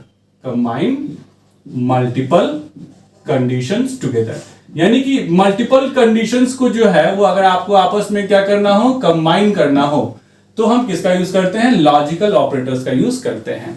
Multiple conditions का मतलब क्या हुआ? देखिए, पूरा का पूरा प्रोग्राम जो है वो, पूरी की पूरी प्रोग्रामिंग जो है वो कंडीशंस पे डिपेंड करती है ना। जैसे मैं वीडियो तभी बना सकता हूं जब जो व्यूअर्स हैं वो लाइक करें, साथ ही साथ कमेंट भी करें, साथ ही साथ सब्सक्राइब भी करें। ठीक है, एग्जांपल बताया आपको। तो इसका मतलब क्या है? मैं वीडियो बनाना तब तक जारी रखूंगा जब तक लाइक भी आप करेंगे, जब तक सब्सक्राइब भी आप करेंगे, और जब तक आप कमेंट्स भी करेंगे। तीन चीजें होनी चाहिए, लाइक भी होना चाहिए पहला कंडीशन, सब्सक्राइब भी होना चाहिए दूसरा कंडीशन, कमेंट्स भी करना चाहिए तीसरा कंडीशन। तो मतलब तीन कंडीशन है, अलग अलग अलग तीन कंडीशन है, उन तीनों के को आपस में कंबाइन करना है, तीनों होना चाहिए। That will be done using which? That will be done using logical operator. जब किसी काम को परफॉर्म करने के लिए हमारे पास मल्टीपल कंडीशंस है, जब वो मल्टीपल कंडीशंस फुलफिल हो रहे हैं तभी हम उस काम को करेंगे। उसके लिए जो है हम जिस ऑपरेटर को यूज करते हैं, that is what? Logical operator. जैसे फॉर एग्जांपल, एक और एग्जांपल दें, अगर आपको टॉप करना है तो आपको सिस्टमैटिकली डेली पढ़ाई करनी पड़ेगी। डेली जो है वो क्वेश्चन पेपर्स सॉल्व करने पड़ेंगे, प्रीवियस क्वेश्चन पेपर्स, डेली तो नहीं मतलब क्वेश्चन पेपर्स भी सॉल्व करने पड़ेंगे, सैंपल पेपर्स भी सॉल्व करने पड़ेंगे। तो मतलब there are multiple condition. If you want to become a topper student, you should go through all the topics, you must go through sample papers, you must go through previous papers. तो मतलब ये तीनों चीजें होनी चाहिए। अब बार बार तीन आ रहे हैं, मतलब तीन ही नहीं, 4 भी हो सकते हैं, 10 भी हो सकते हैं, 10,000 भी हो सकते हैं। That surely depends upon you, वो सब वो कंप्लीटली आप पर डिपेंड करता है। ठीक है, तो मतलब क्या हुआ कि लॉजिकल ऑपरेटर्स का क्या यूज होता है? तो these are used to combine multiple conditions. और हमारे पास there are 3 logical operators, there are 3 logical operators, 3 logical operators हैं हमारे पास। ठीक है, और 3 लॉजिकल ऑपरेटर्स में कौन कौन से ऑपरेटर्स हैं? तो जो सबसे पहला ऑपरेटर है उसको हम लोग कहते हैं एंड, AND, दूसरा जो होता है उसको हम लोग कहते हैं और तीसरा जो हमारे पास है वो है नॉट। एंड को रिप्रेजेंट करने के लिए C में डबल एम्परसेंड साइन होता है, एम्परसेंड साइन, और को रिप्रेजेंट करने के लिए डबल पाइपलाइन होता है, और नॉट को रिप्रेजेंट करने के लिए एक्सक्लामेशन साइन होता है। यानी कि एंड और नॉट, ये तीन को हम यूज करते हैं as a logical operator. And multiple conditions को कंबाइन करता है और भी मल्टीपल कंडीशंस को कंबाइन करता है, लेकिन नॉट मल्टीपल कंडीशंस को कंबाइन नहीं करता है। ये थोड़ा सा डिफरेंट है, इसको हम देखेंगे, लेकिन ये दोनों करते हैं, ठीक है। एंड और नॉट, ये तीन जो होते हैं, these three are logical operators. Logical operators वो होते हैं जो मल्टीपल कंडीशंस को कंबाइन करते हैं। तो जब एंड मल्टीपल कंडीशंस को कंबाइन करेगा तो इसका मतलब ये हुआ कि ये ट्रू, देखिए अब ये भी चीज है कि लॉजिकल ऑपरेटर भी जो आपको देगा वो हमेशा या तो ट्रू देगा या तो फॉल्स देगा, यही दो चीज देगा। यानी कि logical operator is also going to give you only true और फॉल्स। ये आपको या तो ट्रू देगा या तो आपको क्या देगा, फॉल्स देगा। इसके अलावा और कुछ नहीं देने वाला है आपको, या तो ये ट्रू देने वाला है या तो आपको ये फॉल्स देने वाला है, ठीक है। तो अब क्या होता है, अब एंड क्या करेगा और क्या करेगा, ये भी कंबाइन कर रहा है और ये भी कंबाइन कर रहा है, दोनों सेम है नहीं। एंड क्या करता है, एंड के लिए याद रखिएगा, all conditions must be true, all conditions must be true, यानी कि सारे के सारे कंडीशंस जो होने चाहिए वो ट्रू होने चाहिए। और क्या कहता है, any one condition should be true, any one condition must be true कर दीजिए, any one condition must be true. ध्यान से समझिएगा इस चीज को। जैसे मुझे मान लीजिए 3 नंबर में बड़ा नंबर निकालना है, तो एक कब सबसे बड़ा होगा, मेरा क्वेश्चन है कि 3 नंबर में सबसे बड़ा नंबर निकालना है, तो मेरा ए जो सबसे बड़ा कब होगा, जब वो बी से भी बड़ा होगा और जब वो सी से भी बड़ा होगा। यानी ए कब सबसे बड़ा होगा, जब वो बी से भी बड़ा होगा, जब वो सी से भी बड़ा होगा। यानी कि A should be greater than B and A should be greater than C, और ये दोनों के दोनों होने ही चाहिए, और तभी हम कह सकते हैं कि ए सबसे बड़ा है। तो हम इसको किससे जोड़ेंगे, हम इसको एंड से जोड़ेंगे। क्यों, क्योंकि ये और ये जब ट्रू होंगे, दोनों के दोनों ट्रू होंगे, तभी ये पूरा मिलके क्या देगा, ट्रू देगा, क्योंकि हमने इसको किससे जोड़ा है, एंड से। एंड में अगर आपने 1000 कंडीशंस रखे हैं, 999 कंडीशंस ट्रू है और एक गलत है, ये ट्रू नहीं रिटर्न करेगा, ये क्या रिटर्न करेगा, it will return you false, ठीक है। आपने 1,00,000 कंडीशन डाल दिया है और 1,00,000 में 99,999 कंडीशन ट्रू है, एक फॉल्स है, तो भी ये फॉल्स देगा। तो एंड क्या करता है, जितने कंडीशंस को आप इसमें जोड़ेंगे, जितने भी, जैसे ये पहला कंडीशन, ये दूसरा कंडीशन, ये चेक करता है कि क्या सारे के सारे ट्रू हैं, अगर सारे के सारे ट्रू हैं then only it will give you true, otherwise will give you what, false, नहीं तो ये फॉल्स देगा। और क्या करता है, और ठीक इसका उल्टा है, कहता है मेरे को कोई एक भी ट्रू दे दो, 2 ट्रू हो जाए, 10 ट्रू हो जाए, 20 ट्रू हो जाए, मेरे को कोई फर्क नहीं पड़ता, लेकिन एटलीस्ट कोई एक ट्रू होना चाहिए। मतलब 1000 कंडीशन है, उसमें 999 गलत है और एक भी कोई सही है तो काम हो जाएगा। 2 सही है तो फिर होगा ही होगा, लेकिन कोई एक भी मिनिमम चाहिए। 2 सही हो जाए, 4 सही हो जाए, कोई फर्क नहीं पड़ता, कोई एक लेकिन मिनिमम सही चाहिए। सबके सब गलत हो जाएंगे तो बेचारा और भी कुछ नहीं कर पाएगा, ठीक है। कहता है कि मुझे कोई एक भी सही दे दीजिए, और एंड क्या कहता है, मुझे सारे के सारे सही दीजिए, तब मैं सही आपको आंसर दूंगा, ट्रू दूंगा। और नॉट की अगर हम बात करें तो नॉट जो होता है वो ट्रू को फॉल्स बना देता है, ट्रू क्या बना देता है, फॉल्स, और फॉल्स को क्या बना देता है, ट्रू बना देता है। यानी नॉट जो है, जो भी आपको आता है फाइनल आउटपुट, जो भी आपके फाइनल आउटपुट है, या तो ट्रू आएगा, देखिए ये सब घूम फिर के क्या आएगा, या तो ट्रू आएगा या तो क्या आएगा, फॉल्स आएगा। तो जो भी इनपुट आप देंगे, यानी कि नॉट को आप जो भी इनपुट देते हैं वो उसको ठीक उल्टा कर देता है। अगर आप उसको ट्रू देंगे तो उसको फॉल्स बना देगा, अगर आप उसको फॉल्स देंगे तो क्या करेगा, वो आपको ट्रू में कन्वर्ट कर देगा। तो this is the use of 3 logical operators, and, और क्या, नॉट। सारे के सारे कंडीशन सही होने चाहिए, कोई एक कंडीशन सही होना चाहिए, जो आप देंगे उसको उल्टा कर देगा, ट्रू को फॉल्स कर देगा, फॉल्स को ट्रू कर देगा। So this is all about logical operators. Programmatically हम इसको आगे बहुत देखने वाले हैं, don't worry, we are first going through the theoretical sections, और इस तरीके से एग्जाम में आप लिख के आ सकते हैं बड़े आसानी से। प्रोग्राम्स तो करेंगे ही करेंगे, आगे तो चल के जब चैप्टर से स्टार्ट हो जाएंगे तो प्रोग्राम ही प्रोग्राम है ना। अभी बस मैं आपको समझा रहा हूं, ठीक है। नाउ नेक्स्ट जो ऑपरेटर आता है वो होता है बिटवाइज ऑपरेटर, ठीक है। बिटवाइज ऑपरेटर बस अभी तो नहीं चलता है, पहले के टाइम में बहुत चलता था बिटवाइज ऑपरेटर, ठीक है। अब तो लगभग इसका यूज खत्म ही हो गया है। तो E is what, bitwise operator. Bitwise operator वो ऑपरेटर्स होते हैं जो बिट्स पे काम करते हैं, ठीक है। बिटवाइज ऑपरेटर्स वो होते हैं जो बिट्स पे काम करते हैं। देखिए, bitwise operator, bitwise operators are those, यानी बिटवाइज ऑपरेटर्स वो होते हैं, bitwise operators are those which perform calculation on bits, which perform calculations on bits. देखो बच्चा एक चीज समझना, अब ये यूजुअली एग्जाम में शायद ही रेयरली आता है, और बेसिकली देते वो टीचर्स हैं जो बच्चों को परेशान करना चाहते हैं, वरना ये नहीं आता है। पहले क्या होता था, देखो अभी आप जानते हो ना कि 1 byte equal to 1 bit 8 bit होता है ना, 1 बाइट इक्वल टू 8 बिट होता है। Got it? मतलब अगर हम 1 बाइट की कोई मेमोरी ले रहे हैं तो उसमें 8 बिट्स होते हैं, 8 बिट होते हैं। पहले के टाइम में ना मेमोरी बहुत ही बड़ी कंसर्न थी। पहले के टाइम में मेमोरी बहुत ही बड़ा, बहुत ही एफिशिएंटली यूज करना पड़ता था, क्योंकि मेमोरी की साइजेस बहुत छोटी होती हैं। वो पता है, जब हम चांद पे पहली बार लैंड करे थे, हमने जब चांद पे पहली बार लैंड करा था, तो हमारे पास रैम की जो साइज थी वो थी 4 KB। पता है आपको? यानी कि 4 KB के रैम पे हम लोगों ने चांद पे लैंडिंग की थी, 4 KB के रैम पे, एंड 256 MB के हार्ड डिस्क पे। और आजकल हमारे मोबाइल में कम से कम 8 GB का रैम आता है। सोचिए हम कहां हैं। इस टेक्नोलॉजी पे हमने चांद पे लैंड कर ली थी। तो आप सोचिए कि उस समय मेमोरी कितनी ज्यादा एफिशिएंटली यूज करना होता होगा, एक एक चीज को बहुत यूज करना होता है। अभी हमारे लिए सबसे छोटा बाइट होता है, लेकिन उस समय बिट होता था। तो बिट वाइज ऑपरेटर्स बनाए गए थे बिट्स पे वर्क करने के लिए। सोचिए 1 बाइट की बात करें, और ये 1 बाइट जब 8 खानों में कन्वर्ट हो जाए, 8 बिट्स में कन्वर्ट हो जाए, 1 2 3 4 5 6 7 8, तो इसमें एक काम कर लेते थे हम, बाकी 7 छोड़ देते थे। इसमें एक काम कर लेते थे, बाकी छोड़ देते थे। तो बिट वाइज ऑपरेटर का कैलकुलेशन जो होता था वो बिट्स पे होता था। जैसे ये सिंगल एम्परसेंट, ये होता है बिटवाइज एंड, सिंगल और ये होता है बिटवाइज और। तो ये एक 2 बार देंगे तो क्या हो जाएगा, जब ये 2 बार एम्परसेंट साइन देंगे तो ये नॉर्मली एंड ऑपरेटर हो जाएगा।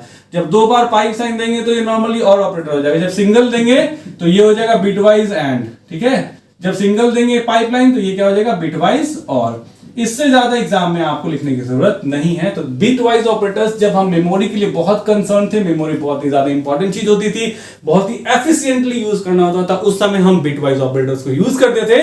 और बिटवाइज ऑपरेटर्स जो होते हैं वो single ampersand, single pipeline, that is called bitwise and bitwise or. ठीक है। Now next is what, next is increment और decrement operator, right. So next operator is increment / decrement operator. तो A B C D E यहां पे लिखता हूं F। ये भी बहुत इंपॉर्टेंट है, एग्जाम में खूब क्वेश्चन आता है इंक्रीमेंट / डिक्रीमेंट ऑपरेटर से। तो देखिए इंक्रीमेंट और डिक्रीमेंट ऑपरेटर किसको कहते हैं। इंक्रीमेंट ऑपरेटर वो होता है, ठीक है, चलिए यहां पहले मुझे हेडिंग दे देने दीजिए, इंक्रीमेंट / डिक्रीमेंट ऑपरेटर। ठीक है। इंक्रीमेंट ऑपरेटर कौन होता है, तो इंक्रीमेंट ऑपरेटर वो ऑपरेटर होता है जो किसी वेरिएबल की वैल्यू को 1 से इंक्रीज कर देता है। इंक्रीमेंट का मतलब क्या होता है, what is the meaning of increment. Increment का मतलब होता है वैल्यू को बढ़ाना, इंक्रीज करना। इंक्रीमेंट मतलब इंक्रीज करना, डिक्रीमेंट मतलब डिक्रीज करना, है ना। तो इंक्रीमेंट का मतलब इंक्रीज करने का मतलब क्या हुआ, आप वैल्यू को इंक्रीज कर रहे हो। डिक्रीमेंट मतलब वैल्यू को आप डिक्रीज कर रहे हो, कितने से, 1 से। दूसरी कोई वैल्यू परमिटेड नहीं है। यानी इंक्रीमेंट ऑपरेटर किसी भी वेरिएबल के वैल्यू को 1 से इंक्रीज करता है, और डिक्रीमेंट वेरिएबल किसी भी वेरिएबल के वैल्यू को 1 से डिक्रीज करता है। तो आप यहां क्या लिखोगे, इंक्रीमेंट ऑपरेटर, यानी जो इंक्रीमेंट ऑपरेटर है, इंक्रीमेंट ऑपरेटर इंक्रीजेस, क्या करता है, इंक्रीज करता है the value of a variable, the value of a variable bye 1। And decrement operator, और जो डिक्रीमेंट ऑपरेटर होता है, एंड डिक्रीमेंट ऑपरेटर डिक्रीजेस, यानी क्या करता है, डिक्रीज करता है the value of a variable bye 1, value of a variable bye 1। यानी कि सिर्फ 1 से ही इंक्रीमेंट या सिर्फ 1 से ही डिक्रीमेंट परमिसिबल होता है। इंक्रीमेंट ऑपरेटर क्या करता है, इंक्रीज करता है किसी भी वैल्यू को, किसी वेरिएबल की वैल्यू को, किससे, 1 से। जबकि डिक्रीमेंट ऑपरेटर जो है वो क्या करता है, डिक्रीज करता है किसी वेरिएबल के वैल्यू को, किससे, 1 से। ठीक है।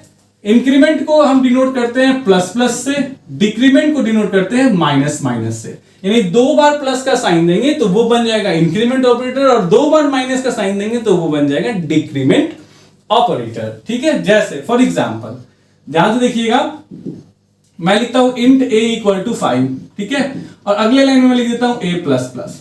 इस लाइन के एग्जीक्यूट होते ही, यानी ये पहला वाला लाइन जो एग्जीक्यूट होगा उससे ए की वैल्यू कितनी होगी 5, और अगले लाइन में जैसे ही आया a प्लस प्लस आपने लिखा, ये क्या हो गया, ये 5 से अपने आप 1 से बढ़ जाएगा और क्या हो जाएगा 6 हो जाएगा। ठीक है, हाँ इसको हम ऐसे भी लिख सकते हैं a equal to a plus 1, बिल्कुल सही बात है। अगर आप लिखना चाहें तो ऐसे भी तो लिख सकते हैं कि a equal to a plus 1, तो प्लस प्लस इज व्हाट 1 से बढ़ाना। ठीक है, वैसे ही अगर आप फिर से, ये पहला एग्जांपल हो गया, दूसरा एग्जांपल में आप ले लो इंट a इक्वल टू 10 और अगले लाइन में लिख दो a माइनस माइनस, तो a यानी इस लाइन से क्या होगा, a जो है वो उसकी वैल्यू 10 हो जाएगी, और जब आप 1 से उसको माइनस करोगे तो a की वैल्यू 1 से कम होगी, क्या हो जाएगी 9 हो जाएगी। ठीक है, तो दिस इज व्हाट इंक्रीमेंट और डिक्रीमेंट ऑपरेटर, जो किसी भी वेरिएबल के वैल्यू को 1 से या तो बढ़ा देता है या तो 1 से घटा देता है। अब इंक्रीमेंट और डिक्रीमेंट ऑपरेटर दो तरह के होते हैं, यहां पे बच्चे बहुत कंफ्यूज करते हैं, थोड़ा सा ध्यान दीजिएगा, ऐसे क्लियर हो जाएगा, थोड़ा सा बस ध्यान देना पड़ेगा। ठीक है, कंसंट्रेट कीजिएगा। पहले वाले को हम लोग क्या कहते हैं, प्रीफिक्स इंक्रीमेंट और डिक्रीमेंट। पहले वाले को हम क्या कहते हैं, प्रीफिक्स इंक्रीमेंट या डिक्रीमेंट ऑपरेटर। ठीक है, और दूसरे वाले को हम लोग कहते हैं पोस्टफिक्स इंक्रीमेंट या डिक्रीमेंट ऑपरेटर। पोस्टफिक्स इंक्रीमेंट या डिक्रीमेंट ऑपरेटर दो हो गया, एक हो गया प्रीफिक्स इंक्रीमेंट और डिक्रीमेंट, ठीक है, और दूसरा हो गया पोस्टफिक्स इंक्रीमेंट और डिक्रीमेंट। देखिए, जब आप a लिखते हैं, वेरिएबल पहले लिखते हैं और बाद में प्लस प्लस डालते हैं, या वेरिएबल पहले लिखते हैं और बाद में माइनस माइनस डालते हैं, तो बाद में डाला ना, तो ये होता है पोस्टफिक्स। ये क्या होता है, पोस्टफिक्स। लेकिन यही चीज जो है आपने पहले डाल दिया, जैसे आपने पहले प्लस प्लस लिखा और तब a लिखा, या पहले माइनस माइनस लिखा और तब a लिखा, तो इसको हम लोग क्या कहते हैं, प्रीफिक्स। पोस्ट का मतलब होता है प्री, तो प्री का मतलब क्या होता है, पहले, तो ये प्लस प्लस क्या है, पहले है ऑपरेटर के। ठीक है, और पोस्ट का मतलब क्या होता है, बाद में, तो ये प्लस प्लस क्या है, बाद में है कि नहीं है, है ना। तो प्रीफिक्स इंक्रीमेंट ऑपरेटर और पोस्टफिक्स इंक्रीमेंट और डिक्रीमेंट ऑपरेटर। अब क्या कोई फर्क होता है जब हम प्रोग्राम करते हैं प्रीफिक्स से और पोस्टफिक्स से? बहुत फर्क आता है, ध्यान से समझिएगा। प्रीफिक्स और पोस्टफिक्स का बहुत फर्क आता है, और एग्जाम में आउटपुट बेस्ड एक क्वेश्चन देके बच्चों को परेशान किया जाता है, और बच्चे पता नहीं क्यों परेशान हो जाते हैं, मुझे समझ नहीं आता। बहुत ही इजी कॉन्सेप्ट है, ध्यान नहीं देते आप, या तो आप ध्यान नहीं देते या तो ढंग से पढ़ नहीं पाते, जिसकी वजह से प्रॉब्लम आती है। देखिए, ध्यान से समझ लीजिए, यहीं पे क्लियर हो जाएगा। शॉर्ट में आपको समझा रहा हूं, ठीक है। अगर मैं एक कोड स्निपेट लूं, मुझे यकीन है कि आपको प्रिंटफ एटलीस्ट आता होगा, प्रिंटफ प्रिंट करने का काम करता है, ठीक है। मैं यहां क्या करता हूं, देखिए, मैं कोड ही लिख देता हूं इसके लिए, बड़ा अच्छा सा मतलब कॉन्सेप्ट है और बच्चे परेशान रहते हैं, तो क्यों ना मैं कोड लिख दूं। हैश इंक्लूड stdio.h, ये हमारा फर्स्ट लाइन होता है, ठीक है, जो standard input output dot H होता है, ताकि हम प्रिंटफ और स्कैनफ को यूज कर सके। देखिए, उसके बाद वाई इंट मेन होता है, और मैं यहाँ इंटीजर पे एक a लेता हूं और उसको 5 पे सेट करता हूं। पहले ही मैंने 5 पे सेट कर दिया। ध्यान दीजिएगा, हो क्या रहा है यहाँ पे, ये 3 लाइनें फिक्स होती हैं। सी का प्रोग्राम जब आप लिखेंगे ना बच्चा, ये 3 लाइनें फिक्स होंगी। अगर आपको ये 3 लाइनें नहीं समझ में आ रही है तो फिलहाल मान लीजिए कुछ भी है, यहां से स्टार्ट कर लीजिए आप, ठीक है। ये मैं समझाऊंगा बाद में, अभी यहां से स्टार्ट कर लीजिए कि आपने इंटीजर टाइप एक a नाम का वेरिएबल माना, उसमें 5 डाल दिया। चलो भैया, a नाम का वेरिएबल है, इसमें क्या आ गया, 5 आ गया, ओके। अब देखो, प्रिंटफ से हम क्या करते हैं बच्चा, स्क्रीन पे कुछ भी डिस्प्ले करते हैं। प्रिंटफ /n हर बार नए लाइन में प्रिंट करेगा, %d इंटीजर वैल्यू के लिए होता है, और कॉमा देके हम क्या देते हैं, उस वेरिएबल का नाम देते हैं जो वेरिएबल प्रिंट होने वाला है। तो हमने ये क्या लिखा, हमने सबसे पहले ध्यान दीजिए, एक a नाम का वेरिएबल बनाया जिसकी वैल्यू कितनी है, 5 है, ये बनाया ना। अब हमने इसमें क्या किया, प्रिंटफ /n %d a को हम प्रिंट कर रहे हैं, a की वैल्यू कितनी है, 5, तो इस लाइन में क्या आउटपुट आएगा, 5। अब ध्यान दीजिए, हम कहते हैं क्या, प्रिंटफ /n %d a++। देखो, ध्यान से समझना, आप पहले यहां समझो। पोस्टफिक्स का मतलब होता है ये प्लस प्लस बाद में है, तो जब प्लस प्लस बाद में है यानी कि a का काम कर दो, उसके बाद उसको 1 से बढ़ाओ, यानी जो भी काम आपको a से परफॉर्म करना था वो काम परफॉर्म कर दो, उसके बाद उसकी वैल्यू 1 से बढ़ाओ। वैसे ही अगर माइनस क्या था, a माइनस माइनस था, यानी कि पहले a के साथ जो भी आपको एक्टिविटी परफॉर्म करनी थी वो कर लो, उसके बाद उसकी वैल्यू 1 से घटाओ। अरे समझ में, यानी पहले चूंकि वेरिएबल है इसीलिए एक्टिविटी हो जाएगी जो भी परफॉर्म करना है आपको, और तब उसकी वैल्यू 1 से बढ़ेगी, क्योंकि यहाँ पे माइनस माइनस बाद में, यानी घटेगा बाद में ना, पहले जो भी काम होना है वो हो जाए, उसके बाद उसकी वैल्यू घटेगी। लेकिन ठीक उसके उल्टा यहाँ पे समझने की कोशिश कीजिए, प्लस प्लस ए के पहले, यानी कि ए से किसी भी तरह की एक्टिविटी, ए के साथ किसी भी तरह की एक्टिविटी परफॉर्म करने के पहले उसकी वैल्यू 1 से बढ़ा लो।